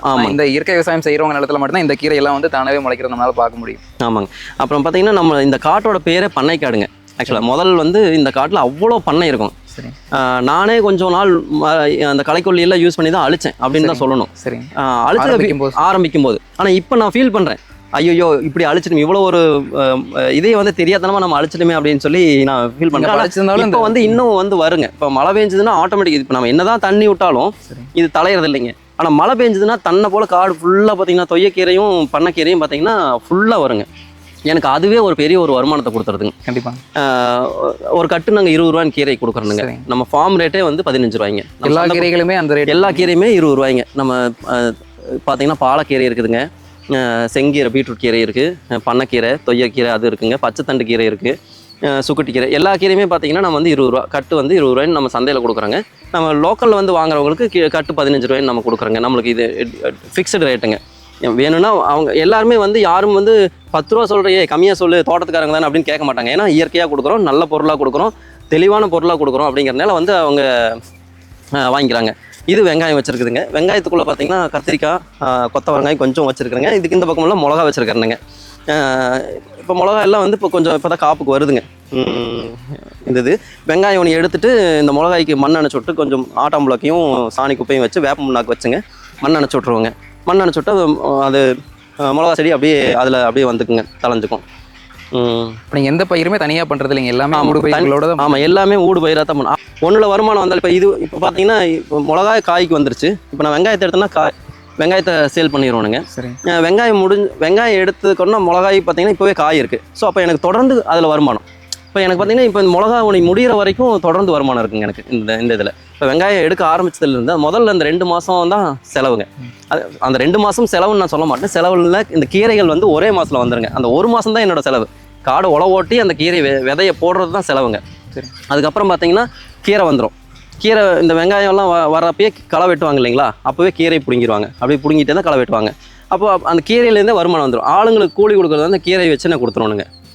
அந்த செலவு தான். அப்புறம் பார்த்தீங்கன்னா இந்த வெங்காயம் எடுக்கிறப்ப பார்த்தீங்கன்னா வெங்காயம் எடுத்தோன்னா மிளகாய் வந்துடும். காய்கறிகள்லாம் இப்போ காய்க்கு வந்துருச்சுங்க. இப்போ அதெல்லாம் நான் கொடுக்குறப்ப இந்த வெங்காயம் எடுக்கிறதுக்கு உண்டான கூலி வந்து அதுலேருந்து கொடுத்துருவேன். மல்டி கிராப் பண்ணாங்கன்னா கண்டிப்பாக ஜெயிச்சிடலாம். மல்டி கிராப் பண்றது இல்லாமல் நேரடியாக விற்பனை பண்ண நேரடி விற்பனை வந்து விலையும் விதை போடும்போதே உங்களுக்கு விலை நிர்ணயம் கண்டிப்பாங்க. நேரடி விற்பனைக்கு பார்த்தீங்கன்னா எனக்கு எங்கள் அத்தை என்னோட ஒய்ஃபுங்க 2 பேரும் நல்லா சப்போர்ட்டுங்க. நான் காய்கறிலாம் பொறிச்சு அவங்க கொண்டு போகிறது எல்லாமே அவங்க பண்ணிக்குவாங்க. நம்ம வந்து உள்ள தோட்டத்துக்குள்ளே பார்க்குறது எல்லாமே நம்ம பார்த்து பண்ணிக்குவாங்க. அவங்க சந்தைக்கு கொண்டு போய் பொருட்கள்லாம் ஏற்றிட்டு கொண்டு போய் நம்ம அங்கே இறக்கி விட்டோம்னா அவங்க விற்பனையை பார்த்துட்டு அந்த 7 மணிக்கு முடிச்சுட்டு திருப்பி நான் வீட்டுக்கு கூட்டிகிட்டு வந்துடுவாங்க. அது எனக்கு நம்ம பிரச்சனை இல்லை. அவங்களோட சப்போர்ட்டும் நம்மளுக்கு கொஞ்சம் இருக்குதுங்க. அதனால நம்ம ஜெயிச்சோம்னா, ஆனால் ஒரு குடும்பமாக இருந்து நம்ம பண்ணணும்னா கண்டிப்பாக ஜெயிக்க முடியும். ஆனால் இன்டர்கிராப்பாக பண்ணணும். அது மெயினாக பண்ணுனா கண்டிப்பாக அடுத்தடுத்த வருமானங்கள் வந்துகிட்டே இருக்கும். நம்ம அந்த பக்கம் பார்த்தீங்கன்னா பீன்ஸ் எல்லாம் போட்டிருக்கேனுங்க. ஆக்சுவலாக பீன்ஸ் எல்லாம் வராதுன்னு சொன்னாங்க. கேரட்டும் பீன்ஸ் எல்லாம். ஸோ நான் ட்ரை பண்ணி பார்க்கலாம் அப்படிங்கிறக்காக இந்த தாட்டி போட்டிருக்கிறேன் கொஞ்சம். அப்புறம் கோழி அவரை எல்லாமே போட்டிருக்கிறேங்க. கோழி அவரைனா சிறகவரைங்க. சிறகவரை அந்த இதுங்க கோழி அவரை தான் நாங்கள் இந்த ஏரியாவில் சொல்லுவோங்க. அதனால கோழி அவரை கேள்விப்பட்டது சிறகவரை. சிறகவரை அரவை அவரை. அப்புறம் பார்த்தீங்கன்னா இந்த கார்னரில் பார்த்தீங்கன்னா இந்த பூசணிக்காய், சொரக்காய், வெண்பூசணிங்க. இது வெண்பூசணி ஊனி இருக்குங்க. இங்கே இப்போ தான் முளைக்குது. இது வேலியில் படர விட்டு வேலியில் படர விட்டு இதை எடுத்துக்குவாங்க. இதெல்லாம் அவரைங்க. ஸோ அவரைக்கும் தண்ணி பாஞ்சிரும், இதுக்கும் போய்க்குங்க. அவரைக்கு நடுவில் பார்த்தீங்கன்னா இதில் அந்த ஒரு வரப்பு சும்மா தானே இருக்குதுங்களா, அந்த ஒரு வரப்பில் என்ன பண்ணிங்கன்னா சேனக்கிழங்கு ஊனி இருக்கிறேங்க. அது சேனக்கிழங்கு. ஆமாங்க, அந்த கிழங்கு வந்துடும். ஸோ அப்போ அவரை முடிகிறப்போ அதே மண்ணை அப்படியே அணைச்சுட்டோம்னா அந்த கிழங்கு வந்துடுங்க. எனக்கு வந்து அவரையிலையும் வருமானம் வந்துடும். அவரை வந்து படர்ந்துடாதுங்களா? அப்போது படரும், சேனக்கிழங்கு மேலே வந்துருங்க. அது ஒரே செடி ஒரே தாளை தான் வரும். அதனால அது அப்படியே மேலே வந்துருங்க. இதில் நடுவில் வந்து பப்பாளியும் ஊனி இருக்கணுங்க. இந்த பப்பாளி இது உனி விதை குட்டை ஊனிட்டுனுங்க. இதை உனி பிடுங்கி தனித்தனியாக நெட்டி விட்டுருவாங்க. சரி. அப்போ வந்து எனக்கு பார்த்தீங்கன்னா இந்த அவரை சேனக்கிழங்கு வந்து நிழல் இருந்தாலும் வருங்க. ஏன்னா நம்மளுக்கு கிழமேக்கு அப்படிங்கிறப்போ வெயில் எப்படியா இருந்தாலும் இந்த கார்னர் வெயில் அடிக்கும், இந்த சைடும் வெயில் வருங்க. அப்போ அந்த செடிக்கு வந்து நிழல் விழுவாது. அப்போ அந்த பக்கம் சேனக்கிழங்கு இருக்கும், அதுக்கு வெயில் படும். இந்த பக்கம் பப்பாளி இருக்கும், பப்பாளியும் வந்துருங்க. அதுவும் ஒரு வருமானம். இப்போ இதுக்குள்ளேயே பார்த்தீங்கன்னா 4-5 வகையான இது ஊனி வைக்கிறேனுங்க. வெண்பூசணி, சுரக்காய், பீன்ஸு, கோழி இந்த சிறகு அவரை, அப்புறம் சேனக்கிழங்கு ப்ளஸ் பப்பாளி. இவ்வளவும் இந்த ஒரு 3 லைனில் ஊனிக்கிறேங்க. அது வரப்போகிறோமா. ஸோ இப்போ இது கெமிக்கல் ஃபார்மிங் பண்ணுறவங்க இந்த 3 இதை வந்து பண்ண மாட்டாங்க, சும்மா விட்டு நான் பார்த்துருக்கிறேன். ஆனால் நீங்கள் இதுலேயே வந்து இதுலேயும் பண்ணியிருக்கேன். ஸோ இன்னும் இந்த இதையும் அடைச்சி ரெடி பண்ணி இதுக்குள்ளேயும் ஏதாவது பண்ணலாம் அப்படிங்கிற ஒரு எண்ணம் வந்துட்டு இருக்கு. இதுக்குள்ளெல்லாம் பார்த்தீங்கன்னா இப்போ வாழை வைக்கலாம் அப்படின்னு சொல்லி ஒரு ஐடியாவில் இருக்குதுங்க. சரி. இதுக்குள்ளெல்லாம் இந்த ஒவ்வொரு வெரைட்டிலையும் பார்த்தீங்கன்னா செவ்வாழை, கதலி இதெல்லாம் இருக்குது இல்லைங்களா, எல்லாத்துலேயுமே நிரந்தரமாக வச்சுட்டோம்னா அது நிரந்தரமாக இந்த குழிக்குள்ளே வந்து இது வரப்பு எடுத்துருக்காங்க. இது எதுக்கு இந்த வரப்பு எடுத்துருக்கோன்னா, முதல்ல நம்ம காட்டில் மழை பெஞ்சுன்னா இது நம்ம காடு மேடுங்க. சரி. இங்கேருந்து வர தண்ணி ஃபுல்லாக அடிச்சுட்டு அடுத்த காட்டுக்கு போயிருங்க. நம்மளுக்கு மண்ணை சேர்த்து கொண்டுட்டு போயிடுச்சு. அதனால தான் இவ்வளோ கல்லுங்க, நம்ம காடு பூரா கல்காடாக மாறிடுச்சுங்க. ஸோ அதனால வந்து சுற்றியும் நம்ம குழி வரப்பு எடுத்து விட்டுங்க. அந்த தண்ணி எல்லாம் நம்ம காட்டு தண்ணி நம்ம காட்டுக்குள்ளேயே நிற்கிற மாதிரி, வெளியில் போகக்கூடாது அப்படிங்கிறக்காக இந்த குழி எடுத்து விட்டுருக்குறேங்க. இப்போ இந்த குழிக்குள்ளே நான் வந்து வாழை வச்சு விட்டுறலாம் அப்படின்னு சொல்லி ஐடியா பண்ணிக்கோங்க. இப்போ இதுக்குள்ளே வாழை வச்சுட்டேன்னா சரி, தண்ணியும் வெளியில் போகாது, மழை வந்தால் தண்ணியும் தேங்கி நின்றுக்கும், எனக்கு வாழையிலையும் ஒரு வருமானம் வந்துடும். அப்புறம் வேலி ஓரத்தில் பார்த்தீங்கன்னா ஃபுல்லாக பனைமரம் வச்சு விட்ருக்காருங்க. சரிங்க. அடிக்கும் தலைக்கும் ஃபுல்லாக வச்சுருக்கேன். இப்போ தான் எல்லாம் முளைச்சிட்டு இருக்குங்க. வச்சு 2 வருஷம் ஆயிடுச்சுங்க. இப்போ தான் தலைஞ்செல்லாம் கொஞ்சம் கொஞ்சமாக பெருசாகிட்டு இருக்கு. ஸோ அப்போ எனக்கு வந்து பனையிலையும் ஒரு இதை கொண்டு வரணும் அப்படிங்கிற ஒரு ஆசைங்க. பனைமரமும் இருக்கணும் அப்படிங்கிறக்காக பனைமரமும் வச்சு விட்ருக்காருங்க. ஃபுல்லாக காடு சுற்றியுமே வந்து வேலி ஓரத்தில் பனைமரம் வச்சு விட்ருக்காருங்க. அப்புறம் நகாப்பழ மரம், இலந்த மரம், இதெல்லாம் வந்து அழிஞ்சிட்டாங்க. இது முதல்லலாம் நாங்களாம் சின்ன பசங்களாக இருக்கையில் எல்லாம் காடாக போய் திருடிட்டு வருவோம், பொறிச்சிட்டு வருவோம். யாருக்கும் தெரியாமல் போய் அழுங்காப்பில் பொறிச்சு சாப்பிட்டு வருவோம். இன்றைக்கி வந்து பார்த்திங்கன்னா அந்த ஒரு இதே இல்லாமல் போயிடுச்சு. ஸோ அதுக்காக தான் பார்த்தீங்கன்னா இப்போ நான் ஃபுல்லாக வந்து நம்ம பசங்க வருங்காலத்தில் பார்த்தீங்கன்னா எல்லா மரமும் நம்மக்கிட்ட இருக்கணும். இலந்த மரம், சீனி புளிங்க மரம், நகாப்பழ மரம், இது எல்லாமே வந்து நம்மக்கிட்ட இருக்கணும். நம்மக்கிட்ட நம்ம பசங்க சாப்பிட்றாங்களோ இல்லையோ அடுத்தவங்களுக்கும் கூப்பிட்டு கொடுக்கணும் அப்படிங்கிற ஒரு எண்ணம். எல்லோரும் வந்து நான் எப்படி போய் அடுத்த தோட்டத்தில் நாங்கள் காடு இல்லாதப்போ நம்ம சும்மா இருக்கையில் நம்ம எப்படி அடுத்தவங்க இடத்துல போய் பொறிச்சிட்டு வந்து சாப்பிடுமோ அந்த மாதிரி அடுத்த குழந்தைங்களும் வந்து நம்ம இடத்துல வந்து இது ஒரு ஆசையாக பொறிச்சு சாப்பிடணும் அப்படிங்கிற ஒரு ஆசை எனக்கு இருக்குது. அதுக்காகவே எல்லாம் வேலியோரமாக வச்சிருக்கேன். ஒரு விவசாயிகளோட தோட்டத்துக்கு போறோம் அப்படின்னா நம்ம எத்தனை பயிர்களை பார்த்தாலும் அந்த உணவு காட்டுக்குள்ள போகும்போது நமக்குன்னு ஒரு தனி ஃபீல் எப்படி அணில ஒரு பழங்களை பார்த்தா அதுக்கு ஒரு சந்தோஷம் அந்த மாதிரி நம்மளுக்கும் வந்து அதே மாதிரி தான் பார்த்தீங்கன்னா பழங்களும் பார்த்தீங்கன்னா மாம்பழம், கொய்யா மரம் எல்லாமே வச்சுருக்கேன். கொய்யா மரமெல்லாம் பார்த்தீங்கன்னா நான் சேல்ஸுக்கு அதிகமாக கொடுக்க மாட்டேனுங்க. வௌவாலுக்கு, அணில் இதெல்லாமே வந்து சாப்பிட்டுக்கும். கோழிக்கு எடுத்து போட்டுருவோங்க. மீதி கீழே உழுந்து வேஸ்ட் ஆகிறதெல்லாம் எடுத்து கோழிக்கு போடுவோம். அந்த மாதிரி தான் பண்ணிட்டு இருக்கேன். ஆனால் மெயினாக வந்து இந்த வௌவால்லாம் உள்ளே வரணும், இருக்கணும். குருவிகள், பறவைகள் எல்லாம் நினைப்பாங்க எல்லாரும். சில மரங்கள் வச்சா வௌவால் வந்துருதுன்னு அந்த மரங்களை வெட்டுறாங்க. பட் ஆனால் அது ஏன் அப்படின்னு எனக்கு தெரியல. நான் என்னை பொறுத்த வரைக்கும் அந்த தோக்குருவி வரக்கூடாது அப்படிம்பாங்க. தோக்குருவி வந்துன்னா 1,00,000 கொசு சாப்பிடும் அப்படின்னு சொல்லுவாங்க ஒரு தோக்குருவி. ஸோ அதுக்காகவே நம்ம கொசு அழிக்கணும்னா தோக்குருவி இருக்கணும். அதே மாதிரி எலி அழிக்கணும்னா ஆந்தை இருக்கணும். நம்ம மரத்தில் 4 ஆந்தை அங்கே இருக்குதுங்க. நெல்லிக்காய் மரம் ஒன்று இருக்குங்க. அந்த நெல்லிக்காய் மரத்தில் 4 ஆந்தை ரெகுலராக அங்கேயே தான் இருக்குது. பகலில் இப்போ போனீங்கன்னா கூட பார்க்கலாங்க, படுத்துருக்கும். அங்கே தான் இருக்கும். இங்கே தான் நான் ஸ்டே பண்ணுதுங்க. ஸோ அப்போ நம்ம தோட்டத்தில் வந்து எலி தொல்லையை கொஞ்சம் குறைக்கும். கீரி இருக்குதுங்க. நம்மளுக்கு கீரி கொஞ்சம் தொந்தரவு ஜாஸ்தி. இது வரைக்கும் பாம்பு நிறையா இருந்துட்டு இருந்தது. இந்த கீரி வந்ததுக்கப்புறம் கொஞ்சம் பாம்பு குறைஞ்சிருச்சுங்க. ஆனால் இது நம்மளுக்கு பாம்பும் இருக்கணும், எல்லாமே இருக்கணும். பாம்பு இருக்குதுங்க, இல்லைன்னு இல்லை. அங்கங்கே சட்டை கழட்டி விட்டுருக்கோம். பாம்பு இருக்கணும். ஏன்னா அப்போ தான் வந்து இந்த உணவுச்சங்கிலி அப்படிங்கிறது ஒன்று ஃப்ரேம் இருந்துக்கிட்டே இருக்கணும். அப்போ தான் வந்து ஒரு இயற்கையான தோட்டம் அப்படிங்கிறப்ப அந்த உணவுச்சங்கிலி ஃப்ரேம் இருந்தால் தான் வந்து அடுத்தடுத்த இது அதாவது எந்த ஒரு இதுனாலையும் பிரச்சனை இல்லாமல் போயிட்டுருக்குங்க. நம்ம இங்கே ஒரு தேன்பொட்டி வச்சுருக்குறேங்க.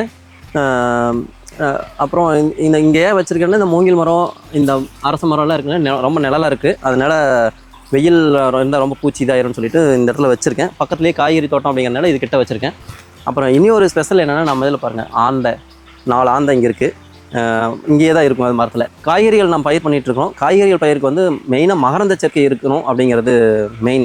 அந்த மகரந்த சேர்க்கை இருந்தால் தான் காய் உற்பத்தி வந்து அதிகமாகும்.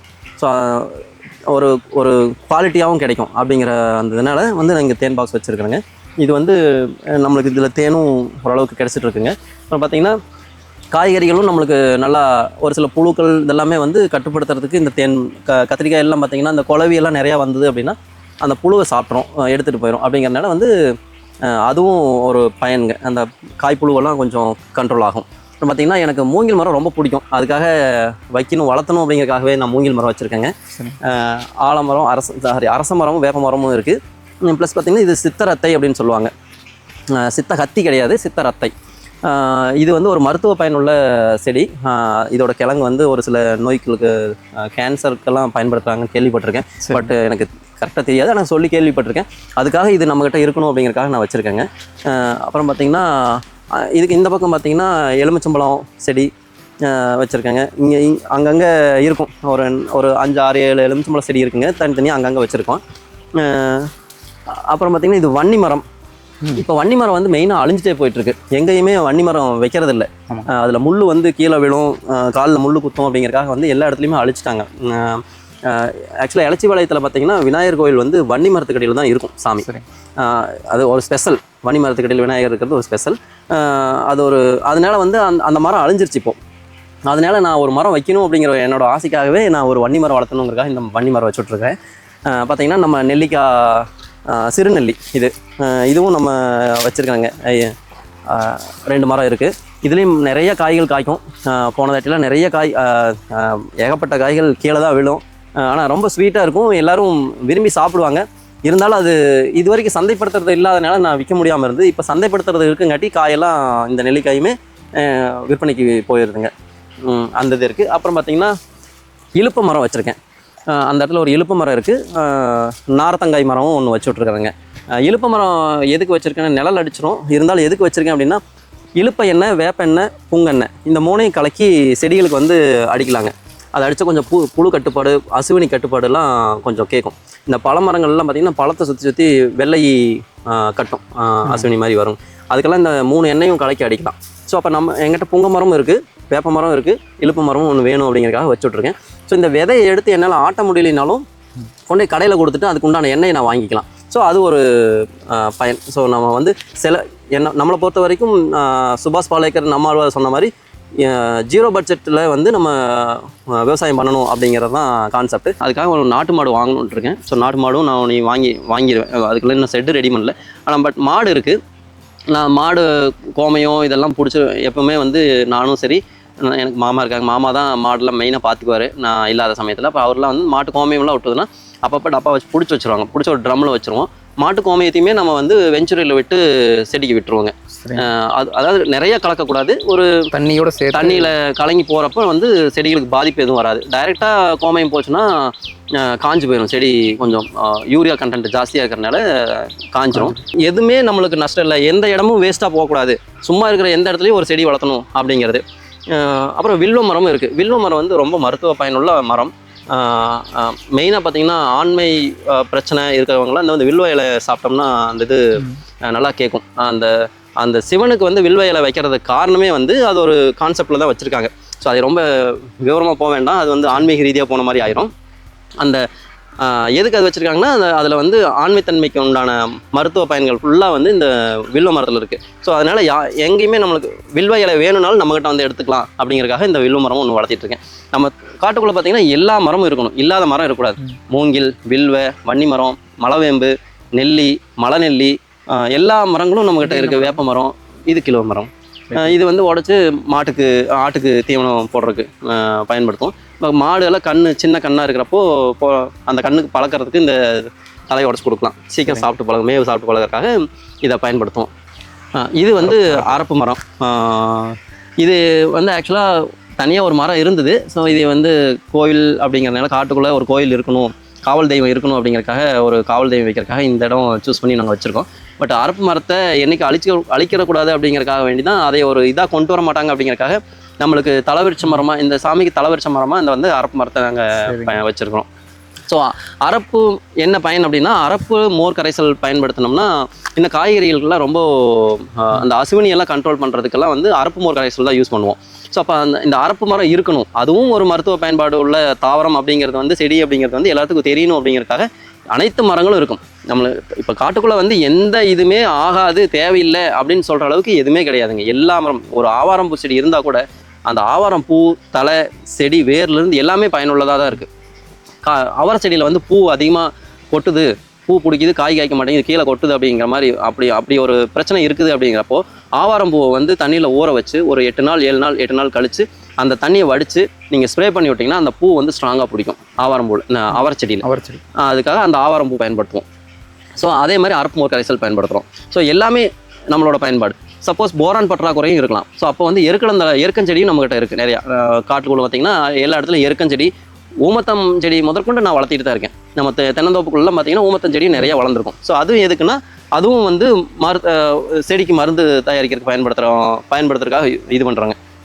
இப்போ போரான் பற்றாக்குறைக்கு வந்து எருக்கலஞ்செடி நல்ல பயனுள்ளதாக இருக்கும். ஸோ அதனால் எருக்கலஞ்செடியை வந்து தண்ணியில் ஊற வச்சு அந்த தண்ணியை வடித்து காய்கறி செடிகள்லேருந்து எல்லாத்துக்குமே நம்ம கொடுக்கலாம். தென்னை மரத்துக்கெல்லாம் கொடுத்தோம்னா ரொம்பவுமே அதோட காய் உற்பத்தி வந்து கொஞ்சம் அதிகரிக்கும், நல்லா காயும் குவாலிட்டி இருக்கும். காய் பருப்பெல்லாம் பார்த்திங்கன்னா நம்மளதெல்லாம் நல்லாவே காய் சின்னதாக இருந்தாலும் சரி, பருப்பு நல்லா மொந்தமாக இருக்கும். அந்த அளவுக்கு நல்லா குவாலிட்டியாக வர அளவுக்கு தேங்காய் கிடைக்குங்க. அதுக்கு வந்து நம்ம பார்த்திங்கன்னா சோத்து கத்தாழை, வேலி ஓரத்தில் ஃபுல்லாக கம்பி வேலி ஒட்டி நாய் தொல்லை வரக்கூடாது, நாய் உள்ளே வரக்கூடாதுங்கிறக்காக சோத்து கத்தாழை லைனாக வச்சுட்ருப்பாங்க. இப்போ நாய் அதை தாண்டி உள்ளே வராது அப்படிங்கிறக்காக அதையும் பயன்படுத்திகிட்டு இருக்கோம். ஸோ அந்த மாதிரி எல்லாமே எதுவுமே வேஸ்ட் அப்படிங்கிறது இல்லை கிடையாது. இப்போ நார்மலாக இந்த சப்பாத்தி கல்லி கூட நான் வச்சு விட்ருக்கேன், அந்த சைடில் அதை காமிக்காம விட்டேன். எதுவெல்லாம் அழிஞ்சிட்டு வருதோ அதெல்லாம் உங்கள் தோட்டத்துக்குள்ளே நான் இருக்கணும் அப்படின்னு கல்லி, சப்பாத்தி கல்லி எல்லாமே வச்சுருக்கேன். சப்பாத்தி கல்லிலாம் பழம் நம்ம சின்ன வயசில் வந்து நிறைய சாப்பிட்ருக்கோம். இப்போ வந்து சப்பாத்தி கல்லினா தெரியாமல் போயிடுச்சு. எல்லோரும் ட்ராகன் ஃப்ரூட் வாங்க. ட்ராகன் ஃப்ரூட்னு என்ன? சப்பாத்தி கல்லியோட ஹைப்ரிட் வெர்ஷன் ட்ராகன். சப்பாத்தி கல்லி தான் ஒரிஜினல் நாட்டு வெரைட்டி. அதை சாப்பிட்டு பழகணும். ஆனால் அது கொஞ்சம் காம்ப்ளிகேட்டடாக இருக்கும். என்னென்னா அதில் முள் இருக்கும், நல்லா முள்ளை தேய்ச்சி எடுத்து கொடுக்கணும். அதோட சுவையை ருசிச்சவங்களுக்கு இது ட்ராகன் ஃப்ரூட் சுவை இல்லாத மாதிரி தான் இருக்குது, சப்புன்னு தான் இருக்கும். ஆனால் அதே சப்பாத்தி கல்லி பழம் சாப்பிட்டு பாருங்கள், எவ்வளோ ருசியாக இருக்கும், செம ஸ்வீட்டாக இருக்கும். பட் அந்த ட்ராகன் ஃப்ரூட்டில் அந்த ஸ்வீட் வராது. இருந்தாலும் இப்போது ஈஸியான வேலை, முள் தேய்க்கணுங்கிறது இல்லை, நாக்கில் போய் முள் குத்திடும் அப்படிங்கிறதுல. நாங்களாம் சப்பாத்தி கல்லி பொறிச்சு சாப்பிட்டு நாக்கில் முள்ளை குத்திட்டு ஒரு நாள் பூரா முள் பிடிங்கிட்டு இருப்போம் நாக்கில். ஸோ அந்த மாதிரி ஒரு சூழ்நிலையில் இருந்திருக்குது. ஆனால் அதெல்லாம் ஒரு காலம், அந்த 1970s 80s 90s எல்லாம் பார்த்திங்கன்னா அந்த அளவுக்கு ஒரு இருந்த என்டர்டைன்மெண்ட் வந்து இப்போ 2020 எல்லாம் போயிடுச்சு அப்படிங்கிற மாதிரி தான் இருக்குது. இப்போ தான் வந்து மக்கள் கொஞ்சம் கொஞ்சமாக புரிஞ்சுக்கிட்டு அதை முன்னெடுத்து வந்துக்கிட்டு இருக்கிறாங்க. மக்கள் வந்து எல்லோரும் இயற்கைக்கு மாறி வரணும், ஒவ்வொரு விவசாயியும் அந்த முடிவு எடுக்கணும். அந்த ஸ்ட்ராங்காக வந்து நான் இயற்கையாக தான் பண்ணுவேன் அப்படின்னு ஒரு வெறியோடு பண்ணணும். ஸ்டார்டிங் ஸ்டேஜில் வந்து பார்த்தீங்கன்னா உங்களுக்கு கான்ஃபிடென்ட் இருக்கும், இந்த கஷ்டங்கள் இருக்கும். எடுத்தோன்னே நம்ம வந்து இயற்கையாக கொண்டு வந்து நான் ஜெயிச்சிட்டேன் தோத்துட்டேன் அப்படின்னு சொல்லக்கூடாது. தோக்கதான் நான் வந்து 2013 வந்து இயற்கையாக பண்ணணும்னு ஆரம்பித்தப்போ 2014, 15, 16 வரைக்குமே வந்து நான் தோத்துட்டே தான் இருந்தேன். இன்றைக்கி நான் ஜெயிச்சிட்டு இருக்கேன். ஸோ இன்றைக்கி என்னால் சொல்ல முடியும், ஒரு ஐடி கம்பெனியில் சம்பளம் வாங்குறவனுக்கு ஈக்குவலாக என்னால் இதில் எடுக்க முடியும் அப்படிங்கிற ஒரு நம்பிக்கை எனக்கு இருக்குது. அவன் லட்சக்கணக்கில் வாங்குறான் இல்லையோ, என்னோட குடும்பத்தை சமாளிக்கிற அளவுக்கு, என்னோட தேவைகளை பூர்த்தி செய்கிற அளவுக்கு, என்னோட 2 குழந்தைங்களை படிக்க வைக்கிற அளவுக்கு என்னால் இந்த இதில் சம்பாதிக்க முடியும் அப்படிங்கிற அந்த நம்பிக்கை வந்துருச்சு. பலாமரம் வச்சுருக்குறேங்க, பலாப்பழம் காய்க்குது. இது வந்து ஒட்டு செடி தான் வச்சுருக்குறோம். அது வந்து நிழலில் வைக்கிறதுனால வந்து தென்னந்தோப்புக்குள்ளே வைக்கணும் அப்படிங்கிறதுக்காக வச்சதுங்க. ஒட்டு செடி தான் வாங்கி வச்சுருக்கிறோம். நாட்டு ரகம் ஒரு மரம் வச்சுருக்கேன். அது எப்படி காய்க்குதுன்னு பார்க்கலாம் அப்படின்னு சொல்லிட்டு அது வந்து ரொம்ப மரமாக போயிட்டுருக்கு. இன்னும் அது வரைக்கும் காய்க்கல. ஒட்டு செடி ஃபுல்லாக காய் வச்சிட்ருக்கு, பலாமரம் காய்ச்சிட்ருக்கு. அப்போ நம்மக்கிட்ட பார்த்திங்கன்னா சப்போட்டா, மாம்பழம், பலாமரம், பப்பாளி எல்லாமே எல்லா பழங்களும் இருந்துகிட்ருக்கு. கொய்யா மரம் அதுவும் இருந்துகிட்ருக்கு. மரவள்ளி, சக்கரவள்ளி கிழங்கு, பீட்ரூட்டு, முள்ளங்கி. ஸோ இந்த கிழங்கு வகைகள் இதுவும் இருக்குது. ஸோ அப்போ அதுலேயும் ஒரு வருமானம் நம்மளுக்கு. எல்லாமே நம்மளுக்கு வந்து எல்லா பயிர்களையும் அங்கங்கே பண்ணிகிட்டு இருந்தீங்கன்னா கண்டிப்பாக ஏதோ ஒன்று முடிகிறப்ப ஒன்றுன்னு அடுத்தடுத்துல நம்மளுக்கு வருமானம் வந்துட்டே இருக்கும். செலவு பார்த்தீங்கன்னா ஒரே செலவு. நேரடி விற்பனை பண்ணுறதுனால இது நேரடியாக நான் விற்பனை பண்ணுறதுனால நம்ம இயற்கை சந்தைங்கிற எங்களோட சந்தை வந்து இந்த வாய்ப்பை எங்களுக்கு ரொம்ப நல்லா கொடுத்துருக்கு. அதாவது இதுக்கு முன்னாடி நான் இருந்ததுக்கும், அதாவது போன வருஷம் நான் இருந்ததுக்கும் இந்த வருஷம் எனக்கு இன்னும் அதிகமாக ஆர்வம் வந்து இதுக்குள்ளே என்ன ஒன்றுக்கு ஒன்று 1 ஸ்கொயர் ஃபீட் இடம் வேஸ்ட்டாக போகக்கூடாது, அந்த 1 ஸ்கொயர் ஃபீட்டில் நம்ம என்ன செடி வைக்கலாம் அப்படிங்கிற அளவுக்கு யோசித்து பண்ணணுங்கிற அளவுக்கு அந்த ஆர்வத்தை கொண்டு வந்ததே வந்து இந்த நம்ம இயற்கை சந்தை. அந்த இயற்கை சந்தை மூலமா எந்த பொருளை கொண்டு போனாலும் என்னால் நுகர்வோருக்கு வைக்க முடியும். அந்த நுகர்வோர் வாங்கிட்டு போயிட்டு வந்து அடுத்த வாரம் வந்து உங்கள்கிட்ட கத்திரிக்காய் வாங்கிட்டு போனேன், ரொம்ப சூப்பராக இருந்ததுங்க கத்திரிக்காய், இன்றைக்கி 1 கிலோ கொடுங்க. 1/4 கிலோ வாங்கிட்டு போனவங்க 1/2 கிலோ வாங்கிட்டு போனவங்கள 1 கிலோ 1.5 கிலோன்னு வாங்கிட்டு போய் சாப்பிட்ற அளவுக்கு போயிடுச்சு. போன தாட்டி ஒருத்தர் வெண்டைக்காய் வாங்கிட்டு போயிருந்தாங்க. சரி, இந்த தாட்டி வந்து 5 கிலோ வெண்டைக்காய், எங்கள் வீட்டுக்கு பக்கத்தில் இருக்கிறவங்க 2 பேர் உங்கள் வெண்டைக்காய் சூப்பராக இருக்குன்னு சொல்லி கேட்டாங்க அப்படின்ட்டு ஒட்டுக்கா வந்து 5 கிலோ வெண்டைக்காய் வாங்கிட்டு போனாங்க. ஸோ அப்போ அது வந்து எனக்கு இன்னும் பெருமைப்படுது. இன்னும் அதிகமாக பண்ணணும், இதை விட நல்ல சுவை எப்படி கொண்டு வரலாம், அதுக்கு உண்டான என்ன பண்ணுனா சுவையாக இருக்கும், காய்கறிலாம் நல்லா கொண்டு வரலாம் அப்படிங்கிற அளவுக்கு அடுத்தடுத்து நான் யோசிச்சுக்கிட்டே இருக்கேன். அப்படிங்கிற மாதிரி நான் மற்ற எந்த விஷயத்துக்கு யோசிக்கணும்னாலும் இந்த இதை எல்லாரும் சிந்திச்சுட்டே இருக்கேன் அப்படிங்கிற மாதிரி ஒரு ஆர்வத்தை கொண்டு வந்ததெல்லாம் வந்து இந்த நம்ம இயற்கை சந்தை. பக்கத்து நிலத்தை குத்தகை கிடைக்கலாங்கிற அளவுக்கு அந்த இடத்த வந்து விற்பனை பண்ண முடியும் அப்படிங்கிற நம்பிக்கை இருக்குங்க. இன்னும் அடுத்தது என்ன பண்ணலாம், நம்ம எவ்வளோ இன்வெஸ்ட் பண்ணினாலும், கடன் வாங்கி இன்வெஸ்ட் பண்ணினாலும் அந்த உண்டான வருமானத்தை வந்து என்னால் எடுக்க முடியும் அப்படிங்கிறது வந்து இந்த நம்ம இயற்கை சந்தை எனக்கு ஒரு நல்ல வாய்ப்பை கொடுத்துருக்குது. அதில் வந்து இன்னும் நாங்கள் மேலும் வந்து எல்லா விவசாயிகளும் இயற்கையாக கொண்டு வரணும், அவங்களும் எங்கள் சந்தைக்கு வரணும். இன்னும் அந்தந்த ஒவ்வொரு ஏரியாவிலையும் அந்தந்த ஏரியாவுக்கு ஒரு 4 விவசாயி 5 விவசாயி சேர்ந்தாங்கன்னா அவங்களுக்காக ஒரு சந்தை வாய்ப்பை ஏற்படுத்தி கொடுக்கணும். அந்த ஊர் மக்களுக்கு, அந்த இடத்துல இருக்கிறவங்களுக்கு அந்த சந்தை மூலமா இயற்கையான பொருட்களை வந்து நம்ம கொண்டு போய் சேர்க்கணும் அப்படிங்கிறது தான் வந்து நம்மளோட நம்ம இயற்கை சந்தையோட ஒரு மெயின் குறிக்கோளே அதுதானுங்க. நாங்கள் மட்டும் வச்சு நாங்கள் மட்டும் விற்கணும், நாங்கள் மட்டும் நிறைய சம்பாதிக்கணும் அப்படிங்கிற ஆசை கிடையாது.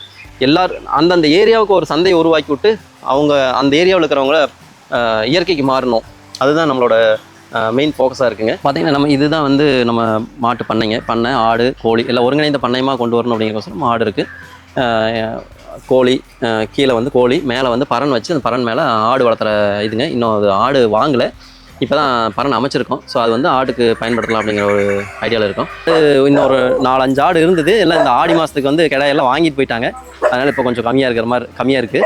ஸோ இன்னும் ஆடு வந்து நம்ம ஒருங்கிணைந்த பண்ணையத்துக்குள்ளே கொண்டு வரணும் அப்படிங்கிறப்ப ஆடு, கோழி பார்த்தோம். இப்போ ஆடு இங்கே இருக்குது, மாட்டு கண்ணுக்குட்டியெல்லாம் இங்கே இருக்குது. மாடெல்லாம் மேய்ச்சலுக்கு உள்ள காட்டுக்குள்ளே போயிடுச்சுங்க. பார்த்திங்கன்னா இதில் வந்து பப்பாளி, இந்த மாதிரி பப்பாளியும் பார்த்திங்கன்னா நார்மலாகவே நல்லாவே காய்க்கும். இதுக்கு வந்து பெருசாக நம்ம உரம் அப்படிங்கிறலாம் கொடுக்கறதில்ல, மாட்டு பண்ணக்குள்ளேயே பக்கத்தில் இருக்குங்காட்டி அதோட கோமையும் சாணி அதையவே உரமாக எடுத்துக்குது. அந்த இது இருக்குது. சீத்தாப்பழம் மரம், அது பார்த்திங்கன்னா இந்த சீத்தாப்பழத்துலேயே வந்து நம்ம ஒரு அமௌண்ட்டு நம்மளுக்கு வந்துடுங்க. பழம் வந்து நல்லா டேஸ்ட்டாகவும் இருக்கும், ப்ளஸ் கஸ்டமர் வந்து வரவங்க நுகர்வோர்கள் வந்து பார்த்திங்கன்னா நல்லா பிரியப்பட்டு வாங்கிட்டு போகிறாங்க. ஆனால் கிலோ 60 ரூபா அப்படின்னு சொல்லி சீத்தாப்பழத்தையும் கொடுக்குறாங்க. நம்ம இது வரைக்கும் தேன்பெட்டி வைக்கலைங்க, இப்போ தான் ரீசெண்டாக வாங்கி வச்சுருக்கேன்.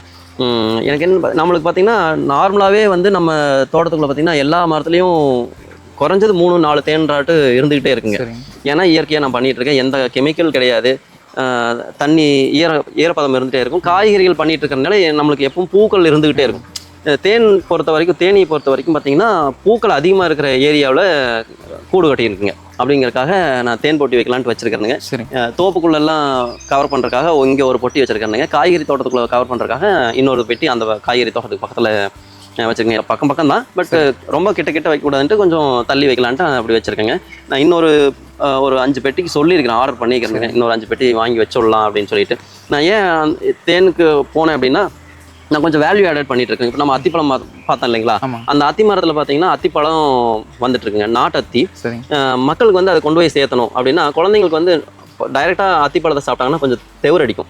அதனால கொஞ்சம் பிடிக்காது அவங்களுக்கு, கொஞ்சம் ஸ்வீட்டாக இருந்தால் பிடிக்கும் அப்படிங்கிற மாதிரி தான் இருப்பாங்க. அதனால சாப்பிட மாட்டாங்க. ஸோ அதனால வந்து அத்திப்பழத்தில் வந்து கொஞ்சம் வேல்யூ ஆடட்லாம் பண்ணுறாங்க. எப்படின்னா அத்திப்பழத்துலேருந்து பழம் டைரெக்டாகவும் கொடுக்குறேன், டைரெக்டாக வேணும்னு சாப்பிட்றவங்களும் வாங்கிட்டு போகிறாங்க. அதே அத்திப்பழத்தில் வந்து ட்ரை பண்ணி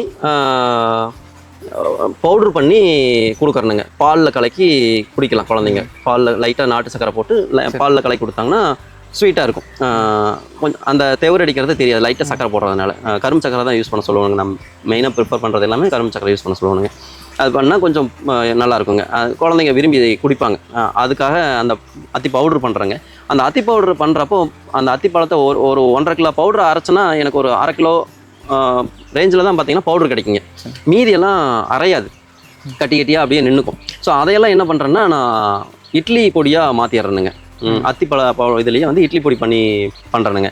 அதுவும் நல்லா விரும்பி மக்கள் வாங்கிட்டு போகிறாங்க. ஸோ பணத்துக்காக பண்ணணும் அப்படிங்கிறது இல்லை. பணத்துக்காக பண்ணணும்னா நான் இயற்கைக்குள்ளே வந்திருக்கவே மாட்டோம்.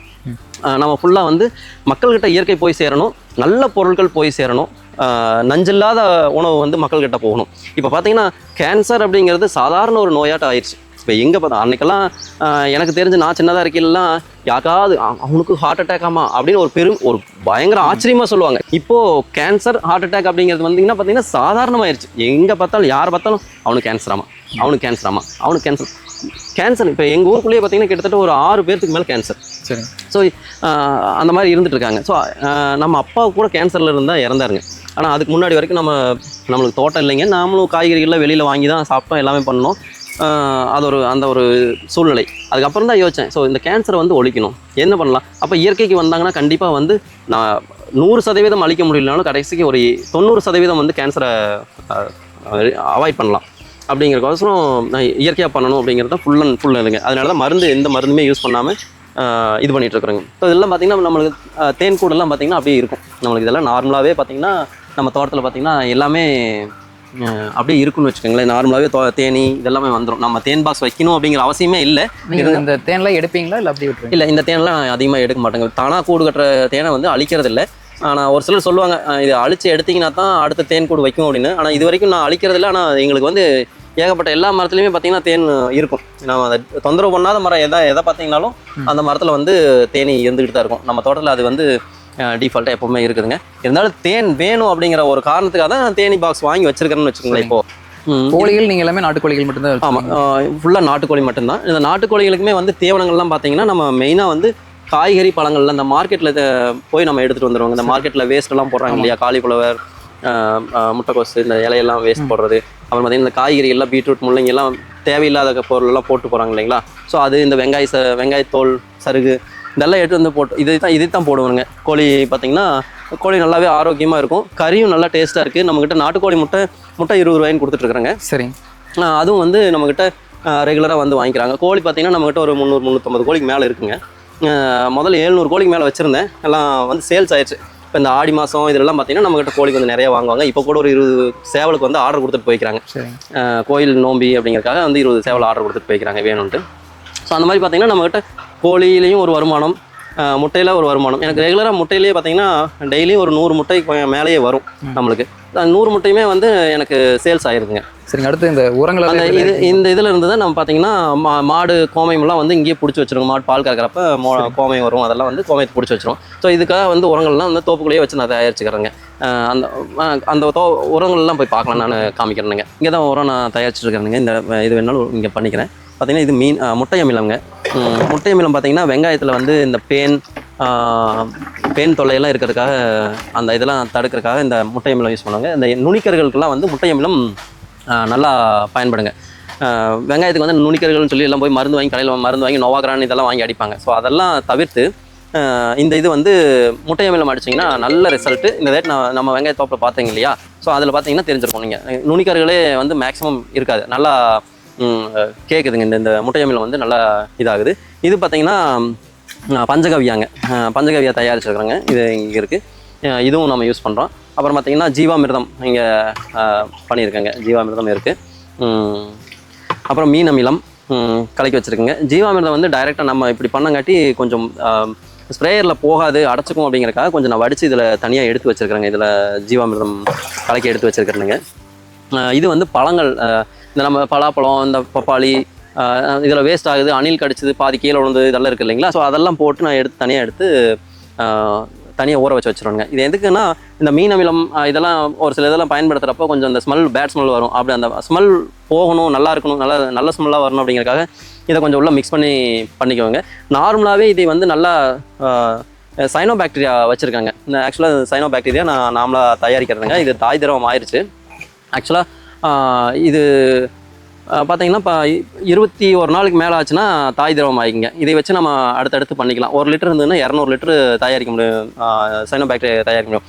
இது எதுக்கு யூஸ் ஆகுதுன்னா, இந்த மீன் அமிலத்துக்குள்ள 1 லிட்டர் இதை நீங்கள் கலக்கி ஊற்றி வச்சிட்டிங்கன்னா அந்த மீனோட எலும்பு முதற்கொண்டு அதை சாப்பிட்ருங்க. அந்த சைனோ பாக்டீரியா வந்து அதை சாப்பிட்ரும். அப்போ வந்து உங்களுக்கு பியூராக வந்து வெறும் லிக்விட் மட்டும் கிடைக்கும். அந்த சாலிட் எல்லாமே வந்து அரிச்சிடும். அதுக்காக இந்த சைனோ பாக்டீரியா யூஸ் பண்ணுறோம். இது வந்து என்னென்னா தண்ணி விடுறப்ப இதில் விடுறப்பையும் வெஞ்சுரியில் மிக்ஸ் பண்ணி அப்படியே விடலாம். அப்படி விட்டோம்னா என்ன ஆகுனா நுண்ணுயிர் பெருக்கம் அதிகமாகும், மண்புழுவோட தன்மை வந்து இன்னும் அதிகரிக்கும், மண்புழுவோட இது அதிகமாக வருங்க. அது பார்த்திங்கன்னா இது பத்திலை கரைசல் அப்படின்னு சொல்லுவோம். போட்டு பண்ணியிருக்கேன். எல்லா தலையும் பப்பாளி தலை, கொட்டமுத்து தலை, ஊமத்தந்தலை, எருக்கலந்தலை, வேப்பந்தலை, அப்புறம் பிய மரம்னு சொல்லுவாங்க, தீப்பெட்டிக்கு யூஸ் பண்ணுற மரம், அந்த மரத்து இலை. ஸோ இந்த மாதிரி ஒரு 10 வகையான இலைகள் போட்டு ப்ளஸ் உள்ளே வந்து கரும்பு இதுவும் போட்டிருக்கிறேங்க. கரும்பு பால் கொஞ்சம் ஊற்றி அந்த கரும்பு இது போட்டிருக்கிறேங்க, சக்கையெல்லாம் போட்டிருக்கேன். அந்த ஜூஸ் போடுற இடத்துல கிடைக்கும் இல்லைங்களா, அந்த சக்கையும் போட்டு ஊற வச்சுருக்கேங்க.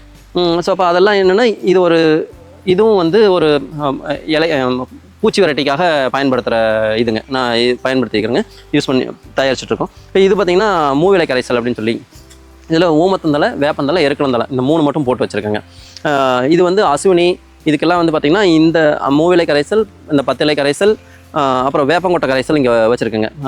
அப்போ வேப்பங்கொட்டை கரைசல், மீன் அமிலம், இந்த 4ஐயும் கலக்கி நம்ம அடிக்கிறப்போ பார்த்திங்கன்னா அசுவினி நல்லாவே கண்ட்ரோல் ஆகுதுங்க. நான் 2-3 ஃபார்மர்ஸ்க்கும் நம்ம இதிலேருந்து நான் தயாரிச்சதை கொடுத்துருக்கேன். எனக்கு கண்ட்ரோல் ஆகிருக்கு. நம்மளை அவரை செடியெல்லாம் பார்த்திங்கன்னா தெரியும், பூ பூத்த ஸ்டேஜில் வந்தும் கூட இன்னும் ஒரு அசுவினி, ஒரு கருப்பு இந்த இது கருப்பு அசுவினியோ எதுவுமே இல்லாமல் இருக்குது அப்படின்னா நான் இதை பயன்படுத்துறது தான் காரணம். 2 டைம் ஸ்ப்ரே பண்ணியிருக்கிறேன். ஸோ இன்ன வரைக்கும் எனக்கு எந்த அசுவினியோட தொல்லையோ தண்டுப்புழுவோட தொல்லையோ அந்த மாதிரிலாம் இல்லை.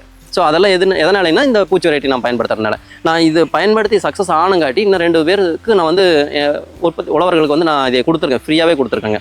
இப்போ வேறு யாராவது நம்ம கேட்டாலும் நான் வந்து இவங்களுக்கு ஃப்ரீ ஆஃப் காஸ்ட்லேயே நான் இதெல்லாம் செஞ்சு கொடுக்குறேன். எனக்கு என்னென்னா அவங்க இயற்கைக்கு மாறினா போதும், இதோட உண்மைத்தன்மையை புரிஞ்சுக்கணும், அவங்களே அடுத்தது ரெடி பண்ணி அவங்களே பண்ணணும் அப்படிங்கிற ஒரு இன்டென்ஷனுங்க. அது வந்து அவங்க செய்யணுங்கிறதுக்காக வேண்டி.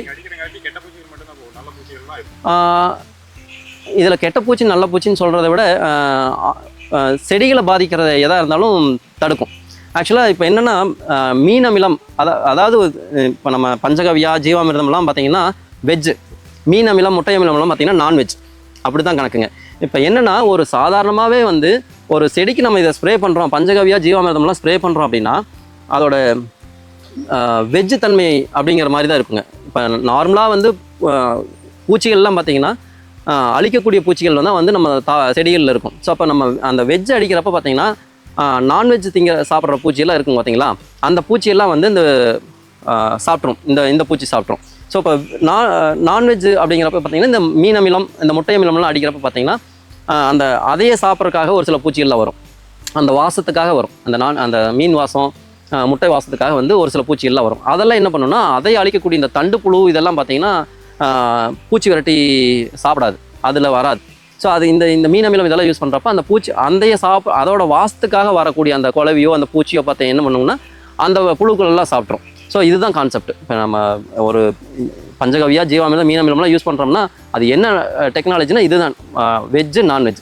வெஜ்ஜை சாப்பிட்ற பூச்சிகள் தேடி வரப்போ அந்த பூச்சிகள் அழிக்கும், நான்வெஜ் சாப்பிட வர பூச்சிகளை வந்து அழிக்கும், அந்த கான்செப்ட். இப்போ வெஜ்ஜு சாப்பிட்ற பூச்சி வந்து நான்வெஜ் அடிக்கிறப்போ அதை தேடி வரப்போ இந்த பூச்சிகள் எல்லாம் அது சாப்பிட்ரும். நான்வெஜ் சாப்பிட்ற பூச்சிகள் வந்து அதை செடியை சாப்பிடாது, அந்த பூச்சிகள் நிறையா இருக்கிறதுனால அந்த பூச்சிகளை சாப்பிட்டு போயிடும். இதுக்காக தான் இது நம்ம கான்செப்டில் பயன்படுத்திக்கிட்டு இருக்கோம். அப்புறம் மீன் அமிலம் வந்து காய்கறிகள் அதுக்கெல்லாம் வந்து நல்ல பாலிஷ் கொடுக்கும், நல்லா பளபளன்னு அந்த இதை உருவாக்கி கொடுக்கும். ஸோ அதுக்காக அந்த கத்திரிக்காயெல்லாம் பார்த்திங்கன்னா நல்ல பளபளன்னு இருக்கும். அதுக்கெல்லாம் வந்து மீன் அமிலம் பயன்படுத்தலாம். நல்லாவே 100% ரிசல்ட் கிடைக்குது அப்படின்னு தான் நான் சொல்லுவேன். பயன்படுத்திகிட்டு இருக்கேன். நம்ம கத்திரிக்காய் எல்லாமே வந்து பார்த்திங்கன்னா நல்லா இருக்கும், மக்கள்கிட்ட நல்ல வரவேற்பு. நம்ம கத்திரிக்காய்க்கு நம்ம வெண்டைக்காய்க்கெல்லாம் பார்த்திங்கன்னா நல்ல வரவேற்பு இருக்குது. சந்தையிலேயே நான் போய் வச்சாலும் ஃபஸ்ட்டு நம்ம காய்கறிகள்லாம் தீந்துடும். அந்தளவுக்கு நம்மளது வந்து மக்கள் விரும்பி வாங்கிட்டு போகிறாங்க. அந்த இது அப்புறம் சைனோ பாக்டீரியா வந்து எதுக்குன்னா எல்லாத்தையுமே அரிக்கக்கூடிய பாக்டீரியாங்க இதை வந்து நம்ம மீன் அமிலத்துலையோ இல்லை இந்த பூச்சி வெரைட்டிலையோ நம்ம மிக்ஸ் பண்ணி பண்ணுறப்போ இந்த பழங்கள்லாம் போட்டு வச்சுருக்கீங்களா, இதில் 1 லிட்டர் நான் அந்த சைனோ பாக்டீரியா நான் ஊற்றி வச்சுனா சாணப்பாச கரைசல், சைனோ பாக்டீரியான்னு சொன்னால் கூட அந்த இது வராதுங்க, சாணப்பாச கரைசல்னு சொல்லுவோம் இதையே. ஸோ அதில் வந்து பார்த்திங்கன்னா இதில் ஊற்றி வச்சோம்னா இந்த பழங்கள் எல்லாமே வந்து பார்த்திங்கன்னா ஃபுல்லாக லிக்விடாக மாறிடும்.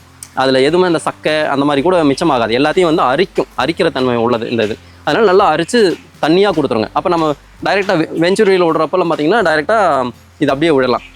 அதுக்காக வந்து இந்த சைனோ பாக்டீரியாவும் தயாரிச்சிருக்கோம். இது வந்து இதுவும் நல்ல ரிசல்ட்டு கொடுக்குதுங்க நம்மளுக்கு. இதெல்லாம் மாடுகள் இல்லாதவங்க பயன்படுத்து இது வந்து இது அப்படியே தாய் திரவமாக எடுத்து பயன்படுத்தலாம், மாடு தேவையில்லைங்க. இது நானே தயாரிக்கிற களைக்கொல்லிங்க. முதல் சொன்னேன் இல்லைங்களா, அந்த இதில் இது பார்த்திங்கன்னா எலுமிச்சம்பழம், கல்லுப்பு, மாட்டுக்கோமியம் போட்டு கலக்கி வச்சுருக்காங்க. இது இப்படியே ஊறிட்டு இருக்கும். நான் வேணுங்கிறப்ப இது 1 லிட்டர் எடுத்து 1 லிட்டர் கூட தேவையில்லைங்க, இது ரொம்ப கண்டென்ட் இது ஜாஸ்தியாக இருக்கும், ஹெவியாக இருக்கும். அதனால் பார்த்திங்கன்னா ஒரு 1/2 லிட்டர் எடுத்துக்குவேன். 10 லிட்டர் தண்ணி ஊற்றிக்கலாம். ஊற்றி மிக்ஸ் பண்ணி அடித்தோம்னா நார்மலாக களைக்கொல்லி என்ன வேலை செய்யுமோ அதே அளவுக்கு நம்மளுக்கு வேலை செய்யும். நான் எல்லா செடிகளும் சாகும். எல்லா செடிகள்னால் ஒரு சில செடிகள் வந்து சாகிறதில்ல, இந்த மாதிரி அந்த மஞ்சள் செடியெல்லாம் கொஞ்சம் சாகாதுங்க. என்னென்னா வேரோடு அழியாது. இது இந்த எலுமிச்சம்பழம் எதுக்கு போட்டோம்னா நல்லா ஊடுருவி பரவறதுக்காக பயன்படுத்துகிறாங்க எலுமிச்சம்பழம். அதனால் வந்து என்ன பார்த்திங்கன்னா மேலே இருக்கிற செடி ஃபுல்லாகவே காஞ்சிரும். இதெல்லாம் பார்த்திங்கன்னா இந்த கோயம்புத்தூர் போடுன்னு சொல்லுவாங்க இல்லைங்களா, பாத்தீனியம் செடி, அது வந்து சாதாரணமாக கல்லுப்பு அடித்தாவே இறந்துடும். இதெல்லாம் பயன்படுத்துகிறப்ப சுத்தமாகவே அதோட விதை முதற்கொண்டு எல்லாமே கருகிடுதுங்க. இது வந்து எவ்வளோ நாள் ஊற வைக்கணும்? இது வந்து ஒரு 15 நாளுக்குள்ளே ஊறினாவே போதும். நம்மளது எப்போவுமே டிஃபால்ட்டாக ட்ரம்மில் இருந்துக்கிட்டே இருக்கும், ஊறிக்கிட்டே இருக்குங்க. எப்போ வேணுங்கிறப்ப, அதாவது மாட்டு கோமியத்தை பொறுத்த வரைக்கும் எந்த அளவுக்கு பழைய கோமியம் யூஸ் பண்ணுறீங்களோ அந்த அளவுக்கு எஃபெக்டிவாக இருக்கும். மாட்டு சாணத்தை பொறுத்த வரைக்கும் எந்த அளவுக்கு ஃப்ரெஷ்ஷாக இருக்குதோ அந்த அளவுக்கு வேலை செய்யுங்க. இப்போ நம்மளோட கான்செப்டே அதாங்க. மாட்டு சாணம் எப்போ யூஸ் பண்ணாலும் பஞ்சகவியாக தயாரிக்கிறக்கே அப்போ பார்த்தீங்கன்னா 6 மாதத்துக்கு முன்னாடி பிடிச்ச கோமியமாக இருந்தால் பயங்கர எஃபெக்ட். சரி, அதே சாணினா இன்னைக்கு காலையில் போட்ட சாணி எடுத்திங்கன்னா பயங்கர எஃபெக்ட். இதுதான் கான்செப்ட்டுங்க. சாணிக்கு ஃப்ரெஷ்ஷாக இருக்கணும், கோமயம் பழசாக இருக்கணும். அப்படி பண்ணோம்னா நுண்ணுயிர் பெருக்கங்கள் கொஞ்சம் ஜாஸ்தியாக இருக்குங்க, சீக்கிரம் பெருகும், நிறையா ஸ்ப்ரெட் ஆகும். அப்போ வந்து மண்ணுக்கு வந்து நல்ல வளங்கள் நல்லா கொடுக்கும் அப்படிங்கிறதாங்க. அம்மாங்க, எங்கள் அம்மா தான் வந்து இப்போ பார்த்தீங்கன்னா மெயினாக நான் எல்லா இதுலேயும் அவங்க தான் சப்போர்ட் பண்ணிகிட்டு இருக்கிறாங்க. இப்போ பார்த்தீங்கன்னா நான் எனக்கு அதிகமாக வேறு வேலை இருக்கும், நான் ஏதாவது ஒரு பக்கம் வெளியில் போகணும் அந்த மாதிரி போயிடுவேனுங்க. அப்போ நம்ம ஆஃபீஸ் வேலை இருக்கிறனால அதை பார்த்துட்டு இருக்கிறனால அம்மா வந்து காட்டில் இருப்பாங்க. ஸோ அப்போ அவங்க தான் பார்த்திங்கன்னா மெயினாக நம்ம தோட்டத்துக்குள்ளே ஆளுங்க வர்றது, அவங்களுக்கு டீ வச்சு கொடுக்குறது, அவங்கள பார்த்துக்கிறது, வேலை கொடுக்குறது எல்லாமே அவங்க தான் பண்ணிக்கிறாங்க. இப்போ பார்த்திங்கன்னா நம்ம இந்த இயற்கை ஜீவாமிர்தம், இந்த பஞ்சகவியெல்லாம் தயாரிக்கிறோம் இல்லைங்களா, அதெல்லாம் வந்து காலையிலேயும் சாயங்காலம் 2 நேரம் தவறாமல் கலக்கி விடணும். அப்போ தான் அதோட நுண்ணுயிர் பெருக்கம் அதிகமாகும். அதெல்லாமே அம்மா தான் பார்த்துக்கிறாங்க. அப்போ அம்மா தான் வந்து அவங்ககிட்ட சொல்லிடுவேன், நமக்கு நம்ம இதெல்லாம் பண்ணி கொடுத்துட்டோம்னா அவங்க அந்த கலக்கி விடுறது, அவங்க பார்த்துக்கிறது. அப்புறம் மருந்து அடிக்கிறதுக்கு வந்தாங்கன்னா, அதாவது மருந்துங்கிறது வந்து இந்த பஞ்சகவிய ஜீவாமிர்தம் இது தான் சொல்கிறானுங்க. அதெல்லாம் வந்து பார்த்துக்கிறது எல்லாமே அம்மா பண்ணுறாங்க. அம்மா தான் கூட இருந்து சப்போர்ட் பண்ணி கொடுத்துட்ருக்குறாங்க. நம்மளுக்கு ஃபுல் சப்போர்ட்டாக அவங்க இருக்காங்க. அந்த காய்கறி பொறிக்கிறது எல்லாமே வந்து பார்த்திங்கன்னா இவங்களோட சப்போர்ட் மூலிமா தான் எல்லாம் பண்ணிகிட்ருக்குறாங்க. அம்மா, மனைவி எல்லாருமே தான் சப்போர்ட் பண்ணி கொடுத்துட்ருக்குறாங்க. நாங்கள் அவங்க அப்பா இருக்கும்போது நாங்கள் வந்து விவசாயத்தில் வந்து மருந்து வாங்கி அடிச்சு தான் செஞ்சுட்டு இருந்தோம். இப்போ பையன் பெங்களூரில் வேலையை விட்டு இங்கே வந்து ஐடியில் இங்கே வீட்டிலேருந்து வேலை செய்கிறதுனால எல்லாமே இயற்கையாக பண்ணலான்ட்டு பண்ணிட்டுருக்குறோம். இதுக்கெல்லாம் சப்போர்ட்டு நாங்கள் வந்து சப்போர்ட் ஹெல்ப் பண்ணிட்டு. இப்போ நீங்கள் முதல்ல பண்ணிட்டு இருந்த விவசாயத்தை விட இப்போ ஒரு இயற்கை முறையில் பண்ணிட்டு சிறப்பாக இருக்குதுன்னு நினைக்கிறீங்களா? இது சிறப்பாக இருக்குது. எந்த வகையில் சிறப்புன்னு உங்களுக்கு தோணுது? இப்படி மருந்து வந்து நாம் காசு கொடுத்து வாங்குகிறோம். ஒரு ட்ரிப் வாங்கினா 4000 5000 கொடுத்து வாங்கணும். இப்போ வந்து இந்த இயற்கையாக அதெல்லாம் வாங்கி போட்டு செய்கிறதுனால எங்களுக்கு அதில் ஒரு 2000 3000 கம்மியாகுது. நீங்கள் கடையில் வாங்குறத விட இது நல்லாமல் இருக்குது விவசாயத்துக்கு. பையன் வந்து இதெல்லாம் செய்யணுமான்னு சொன்னால் நாங்கள் சரின்ட்டு ஹெல்ப் பண்ணிட்டு. சரி, ரொம்ப சந்தோஷம். நான் இவ்வளோ நேரம் நீங்கள் தோட்டத்தெல்லாம் சுற்றி காமிச்சிங்க, நீங்கள் உரம் தயாரிக்கிறது எல்லாத்தையுமே சொன்னீங்க. நீங்கள் வந்து ஆரம்பத்தில் ஐடியில் ஒர்க் பண்ணிட்டு இருந்திருக்கிறீங்க. இப்போ வந்து சில வருடங்களுக்கு அப்புறம் நீங்கள் வந்து விவசாயத்துக்கே திரும்பி இருக்கிறீங்க. இப்போ வந்து அந்த லைஃப் ஸ்டைல் எப்படி இருந்தது, நீங்கள் இது எப்படி இருக்கிறீங்க, இதுக்கு வர்றவங்க எல்லாருமே ஒரு சந்தேகத்தோடு வருவாங்க, இது சாத்தியமா அப்படின்னு. அது வந்து நம்ம படிச்சுட்டு போகிறோம், கொஞ்சம் நம்ம அறிவை யூஸ் பண்ணால் போதும். அதில் உடல் உழைப்பும் பெருசாக இருக்காது ஐடி அப்படிங்கிறது. ஸோ அதனால் வந்து அது சாத்தியம் அப்படிங்கிற ஒரு நம்பிக்கை இருக்குது எல்லாருக்குமே. விவசாயத்துக்கு வரும்போது எப்பவுமே வந்து வராதேன்னு சொல்கிறதுக்கு ஒரு கூட்டம் இருக்குது. இப்போ வர்றவங்களுக்கும் பல சந்தேகங்களோடு வருவாங்க. அதே சந்தேகத்தோடு நீங்கள் வந்திருப்பீங்க. நீங்கள் எப்படி இவ்வளோ தூரம் ஒரு பண்பட்டு ஒரு வெற்றிகரமாக பண்ணி ஒரு அடுத்தவங்களுக்கு ஒரு முன்மாதிரியான ஒரு ஃபார்ம் உருவாக்குற அளவுக்கு வந்தீங்க அப்படிங்கிறத பார்க்குற வியூவர்ஸ்க்கு சொல்லிடுங்க. நான் ஆரம்பத்தில் சொன்ன மாதிரி விவசாயத்துக்குள்ளே வரோம் அப்படின்னா வேண்டான்னு சொல்கிறதுக்கு தான் ஆள் இருந்துச்சு. இப்போ பார்த்தீங்கன்னா எங்கள் அப்பா கூட என்ன என்னன்னா, நான் உன்னை கஷ்டப்பட்டு படிக்க வச்சிருக்கேன், நீ ஒரு கடைசிக்கு 1 மாதமாவது நீ வெளியில் போய் வேலை சேர்ந்து சம்பாதிக்கிறது நான் பார்க்கணும், கடைசிக்கு 1 வருஷமாவது வேலை செய்யி அப்படின்னு சொல்லி சொன்னார். நான் போய் அதுக்காக தான் நான் இந்த விவசாயத்தையும் விட்டுட்டு நான் வேலைக்கு போனேன். ஆக்சுவலாக நம்ம இதுக்கு முன்னாடியெல்லாம் விவசாயம் பண்ணல, மானாவாரியாக சோளம் போடுவாங்க, தட்டு எடுப்பாங்க, இந்த மாதிரி தான் பண்ணிட்டு இருந்தாங்க. தோட்டமாக எதுவும் கிடையாது, தோட்டம் எல்லாமே எதுவும் பண்ண மாட்டோம். ஆனால் மானாவாரியாக பண்ணுறப்பயே தட்டைப்பயிர், பச்சைப்பயிர், கொள்ளு, எள்ளு எல்லாமே விதைப்போம். எல்லாமே ஒவ்வொரு மூட்டை எடுத்துருவோம். ஸோ அந்த மாதிரி பண்ணிகிட்டு இருந்தோம். பாட்டியெல்லாம் பண்ணிட்டு இருந்தாங்க. அப்புறம் அப்பாவே வெளியில் தான் வேலைக்கு போயிட்டு இருந்தார். அப்பாவுக்கு இதில் வந்து நிறைய அனுபவம் கிடையாது. அதனால அவர் என்னன்னா என்னைய வந்து இதுக்குள்ளே விடலை, இதுலலாம் சம்பாதிக்க முடியாது, இதில் எதுக்கு ஒரு பிரயோஜனம் இருக்காது, நீ போ அப்படின்னு சொல்லி சொன்னாங்க. எல்லாருமே அந்த பொருளாதாரத்தை தான் பார்த்தோம். அவன் வந்து டிவி வாங்கிட்டான், நானும் டிவி வாங்கணும். அவன் வந்து பைக் வாங்கிட்டான், நானும் பைக் வாங்கணும். அவன் கார் வாங்கிட்டான், நாமளும் கார் வாங்கணும்னு மட்டும்தான் நினைச்சோம். ஆனால் அவன் சந்தோஷமா இருக்குன்னா நானும் சந்தோஷமா இருக்கணும்னு நினைக்கவே இல்லை யாரும். நினைக்காதனால தான் நம்ம வெளியில் போனோம் அப்படிங்கிறது தான். ஸோ அந்த இதில் பார்த்தீங்கன்னா விவசாயி அப்படின்னாவே கஷ்டப்படுறவன், அவனுக்கு ஒன்றும் இருக்காது, சிரமப்பட்டு இருப்பான், அவனுக்கு வருமானம் இருக்காது அப்படிங்கிற ஒரு எண்ணங்கள் தான் இது வரைக்கும் இருந்துச்சு. அதை நடுவில் கொஞ்சம் கிரியேட் பண்ணி விட்டாங்க. இதுக்கு முன்னாடி எங்கள் பாட்டி காலத்தில் அப்படிங்கிறப்போ அப்போல்லாம் விவசாயம் தான் பெரிய பொருளாதாரமாக இருந்துச்சு. அதை வச்சு தான் எல்லாமே பண்ணிட்டு இருந்தோம். பண்ண மாற்று முறையில் எங்கிட்ட ராய் விளைஞ்சதுன்னா அவங்ககிட்ட கம்பு வாங்கிக்குவோம், அவங்ககிட்ட சோளம் வாங்கிக்குவோம், அந்த மாதிரி மாற்றி வாங்கி எல்லாம் பண்ணிட்டு இருந்தோம். இடையில வந்ததுக்கப்புறம் எல்லாம் பணம் அப்படிங்கிற நோக்கம் வந்ததுக்கப்புறம் எல்லாருமே வந்து பணத்தை நோக்கியே ஓடிட்டோம். எங்கே பணம் நிறையா கிடைக்கும் அங்கே போகணும் அப்படிங்கிற ஒரு எண்ணத்தில் தான் ஓடிட்டு இருந்தோம். நானும் அப்படித்தான் ஓடினேன். அப்புறம் ஓடிட்டு தான் பார்த்தேன், ஒரு கட்டத்துக்கு மேலே ஓட முடியல, களைப்பு வந்தது. அப்போ தான் யோசித்தேன், அந்த களைப்பில் உட்காந்து இருக்கிறப்ப தான் யோசித்தேன், நம்ம ஏன் வந்து இப்படி ஓடணும், எதுக்காக ஓடுறோம், வாழ போகிற சின்ன வாழ்க்கை, அந்த கொஞ்ச நாள் வாழ்க்கையில் நம்மளுக்கு பிடிச்ச மாதிரி வாழணும், நம்மளுக்கு எது சந்தோஷத்தை கொடுக்கும் அதை நம்ம இது பண்ணணும். பணம் என்றைக்கு வேணாலும் வரும், என்றைக்கு வேணாலும் போகும். இன்றைக்கி எனக்கு இந்த காட்டுக்குள்ளே இன்றைக்கி வந்து நான் இங்கே உட்காந்துருக்கேன். நைட்டு 12 மணிக்கு இங்கே வந்து உட்காந்துருப்பேன். ஒவ்வொரு நாளைக்கு தூக்கம் வரல அப்படின்னா நைட்டு 12 மணி 1 மணிக்கு வந்து இங்கே உட்காந்துருப்பேன். அப்போ எனக்கு இந்த என்வாயர்மெண்ட்டோட அந்த இது வந்து இந்த மரங்கள், தென்னை மரம், செடி கொடி, இந்த பிரபஞ்சம் எல்லாமே என் கூட பேசுகிற ஒரு ஃபீலிங் இருக்கும். நான் தனியாக உட்காந்துருந்தாலும் அது என் கூட பேசும் அப்படிங்கிற அந்த ஒரு சந்தோஷம் இருக்குது. அது ஒவ்வொரு விவசாயிகள், உழவர்கள் வந்து மனசார போய் தோட்டத்துக்குள்ளே போய் உட்காந்தாங்கன்னா அவங்க கூட அந்த பிரபஞ்சம் பேசும், அவங்களுக்கு அந்த இது புரியும். அப்போ தான் நம்ம ஏன் இதை விட்டுட்டு போகிறோம், இதை விடக்கூடாது அப்படிங்கிற அந்த ஒரு ஃபீல் வரும் அவங்களுக்கு. ஸோ அந்த இதில் பார்த்தீங்கன்னா நான் இதுக்குள்ளே மறுபடியும் நான் ஐடிக்குள்ளே போயிட்டு திரும்ப வந்து வேண்டாம், நான் இது எனக்கு பண்ணணும் அப்படிங்கிற ஒரு ஆர்வம். ஸோ இதுக்கு மெயினாக ஃபோக்கஸ் பண்ணணும் அப்படிங்கிறக்காக தான் நான் இப்போது இதுக்குள்ளே வந்து நம்ம பண்ணணும் அப்படின்ட்டு பண்ணணும். இப்போ ஆரம்பத்தில் வந்து எனக்கும் தெரியல, நானும் எல்லாரும் பயன்படுத்துகிற மாதிரி தான் பயன்படுத்திட்டு போயிட்டு இருந்தேன். அப்புறம் எனக்கா இயற்கையாக பண்ணணும். அந்த காலத்தில் நம்ம என்ன மருந்து அடித்தோம், ஒரு டைம் போய் கத்திரிக்காய்க்கு எங்கள் அம்மா சொன்ன மாதிரி மருந்து அடிக்கிறதுக்கு போனோம்னா 4000 5000 ரூபா கொடுத்து மருந்து வாங்கிட்டு வந்து அடிப்போம். அது ஒரு வாரத்துக்கு அடிப்போம். அடுத்த 2வது வாரம் மறுபடியும் இன்னும் 4000 ரூபாய்க்கு. இப்போ மாதம் பார்த்தீங்கன்னா 10000 ரூபாய்க்கு கத்திரிக்காய் காட்டுக்கு மட்டும் மருந்து அடிப்போம். ஸோ இன்றைக்கி நான் வந்து எங்கள் அம்மா சொன்ன இடுபொருள்கள் எல்லாமே நம்மகிட்டே இருக்குது. மாடு இருக்குது, மாட்டு கோமையும் கிடைக்குது, பால் இருக்குது, தயிர் இருக்குது, மோர் இருக்குது, எல்லாமே இருக்குது. எல்லா மரங்களும் இருக்குது எங்கிட்ட, எல்லா செடி தலைகளும் இருக்குது. ஊமத்தந்தலையிலேருந்து, எருக்கலந்தலையிலேருந்து, வேப்பந்தலையிலேருந்து எல்லாமே எங்கிட்ட இருக்குது. பப்பாளி, கொட்டமுத்து எல்லாமே இருக்குது. ஸோ அந்த தலைகள் தான் நான் என் காட்டுக்குள்ளே கீழே உள்ள தலை தான் நான் பொறி கொண்டு வந்து உரமாக தயாரிக்கிறேன், மருந்தாக தயாரிக்கிறேன். ப்ளஸ் அரப்பு இருக்குது, அரப்பு மோர் கரைசல் எடுக்கிறோம். அது எல்லாமே நம்மகிட்டே இருக்குது. ஆவாரம் பூச்செடி முதற்கொண்டு எல்லாமே நம்ம தோட்டத்துக்குள்ளேயே இருக்குது எல்லாமே. ஸோ அப்படிங்கிறப்ப எனக்கு அந்த ஜீரோ பட்ஜெட்னாங்க, ஜீரோ பட்ஜெட்னா என்ன அப்படின்னு தெரியாமல் இருந்தது. இன்றைக்கி எனக்கு தெரியுது ஜீரோ பட்ஜெட்னா என்ன அப்படிங்கிறது. ஏன்னா மனசார நான் உணர்ந்துருக்கிறேன், நான் அதை செஞ்சுட்ருக்கிறேன். ஸோ நான் வெளியில் எதுவுமே காசு கொடுத்து வாங்குறதில்ல, எல்லாமே நம்ம இதிலிருந்தே எல்லாமே எடுத்து பண்ணிகிட்ருக்கோம். அப்படிங்கிறப்ப நான் இந்த இயற்கைக்குள்ளே கொண்டு வரணும் அப்படிங்கிறது இந்த பசுமை விகடன் புக்கு ப்ளஸ் என்னோட ஒரு சில நண்பர்கள்லாம் வந்து எனக்கு சொன்னாங்க, இந்த மாதிரி இயற்கையாக பண்ணலாம்டா அப்படின்லாம் சொல்லியிருக்காங்க. ஸோ அவங்களும் பண்ணினதில்லை, பட் பண்ணலான்னு அவங்க கேள்விப்பட்டதை வச்சு எனக்கு சொன்ன ஐடியாவில் ஏன் நாம் போகக்கூடாது, நாம் ஏன் இந்த மருந்துக்கு போகணும் அப்படின்னு சொல்லி நானாக என்னோடய வாழ்க்கையை மாற்றிக்கணும்னு நினச்சி மாற்றினேன். எல்லாரும் இப்போவும் சொல்கிறாங்க பைத்தியக்காரன் அப்படின்னு தான் சொல்கிறாங்க. நான் பைத்தியக்காரனாகவே இருந்துட்டு போகிறேன். ஆனால் இன்னும் நான் 10 பேர்த்து பைத்தியக்காரன் ஆக்கணும்னு தான் நான் நினச்சிட்ருக்கேன். என்னென்னா பைத்தியக்காரன் ஆக்கணும்னா இயற்கையாக வாங்க, இயற்கைக்கு வாங்க, கண்டிப்பாக ஜெயிக்க முடியும். நான் ஜெயிச்சு காமிச்சிட்டேன். இப்போ நான் என்னோடய தோட்டத்தில் வந்து எல்லா நுகர்வோர்களும் சரி, இந்த வீடியோ பார்க்குறவங்களும் சரி, யூடியூப் சேனல் நண்பர்களும் சரி, எல்லாருமே வந்து என்னைக்கு ஒரு சந்தேகம் அப்படின்னாலும் எனக்கு கால் பண்ணி கேட்கலாம்.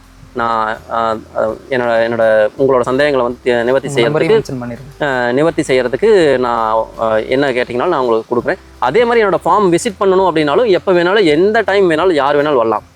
நான் இல்லைனாலும் எங்கள் வீட்டில் கூட்டிகிட்டு வந்து எல்லாத்தையும் காமிப்பாங்க. நான் தயாரிச்சிருக்கிற இந்த உரங்கள்லேருந்து எல்லாமே வந்து எப்படி தயாரிக்கணும் என்னங்கிறத சொல்லுவாங்க. என் பையன் முதற்கொண்டு இப்போ சொல்லி கொடுத்துட்ருக்கேன். அவனுக்கு எல்லாமே கற்றுக் கொடுத்தேன். அவன் பஞ்சகவியா தயாரிக்கலாம் பயங்கர ஆர்வம்.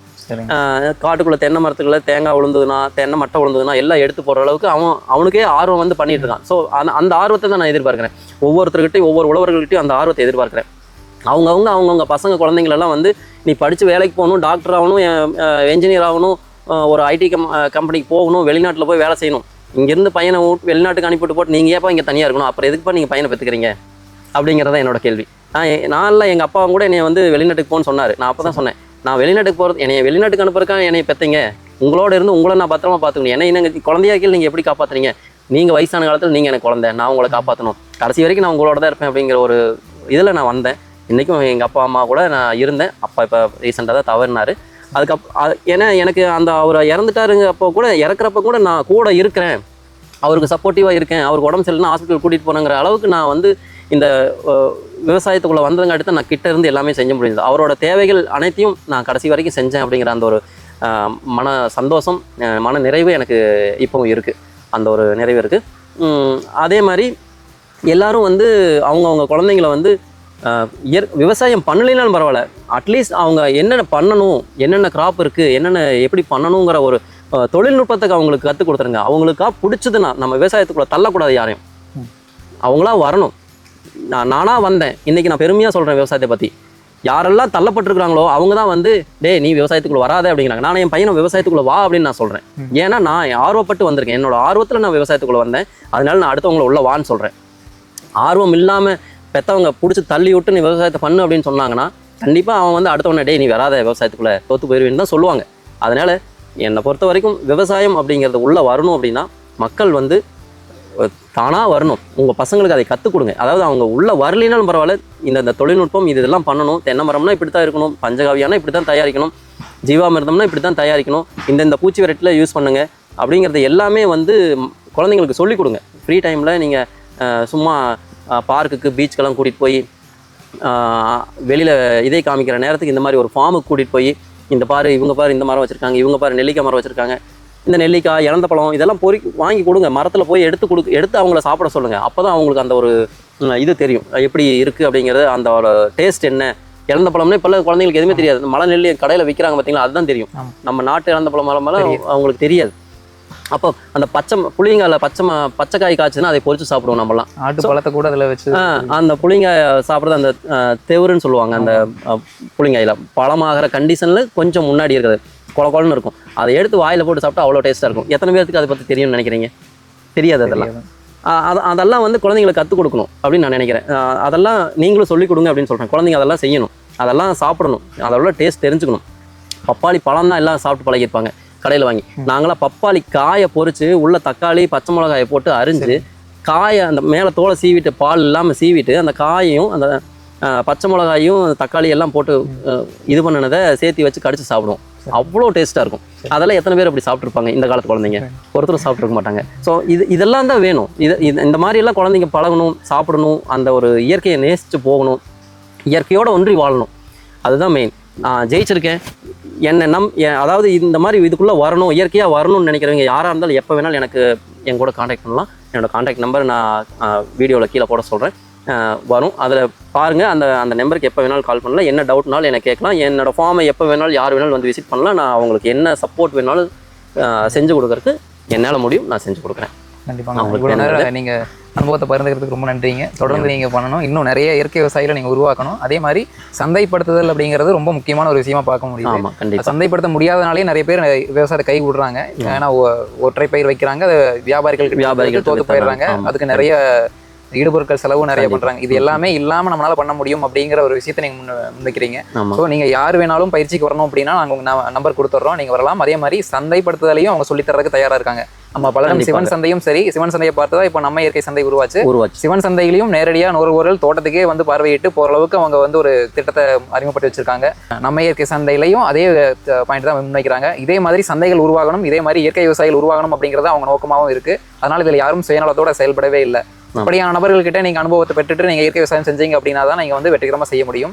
அதை விட்டு பொருளாதாரத்தை மட்டுமே முன்னிறுத்தி நம்ம ஐடியிலேருந்து வந்துட்டோம், இதில் வந்து பொருளாதாரத்தை நம்ம எடுத்துட முடியும் அப்படிங்கிற ஒரு நோக்கத்தில் வராமல் இது ஒரு வாழ்வியலாக கொண்டு போகணும் அப்படின்னு நினச்சி வர்றவங்க கண்டிப்பாக சாதிக்க முடியும் அப்படிங்கிறத இந்த நேரத்தில் பதிவு பண்ணிக்கிறோம். இந்த வீடியோக்களில் சொன்ன கருத்துக்களில் ஏதாவது உங்களுக்கு முரண்பாடு இருந்தாலும் நீங்கள் தெரிவிக்கலாம், கமெண்ட்டில் சொல்லுங்கள். வேறு ஏதாவது ஒரு கருத்துக்கள் இருந்தாலும் நீங்கள் பதிவு பண்ணலாம். இயற்கை விவசாயம் சார்ந்து தேடல் இருக்கிறவங்களுக்கு இந்த காணொலியில் பகிருங்க. அவங்களும் பயிற்சி வேணும் அப்படின்னா பெற்றுட்டு அவங்களும் இயற்கை விவசாயத்துக்கு உள்ள வரட்டுங்க. மீண்டும் ஒரு நல்ல பதிவில் சந்திப்போம். நன்றிங்க. நன்றி, வணக்கம்.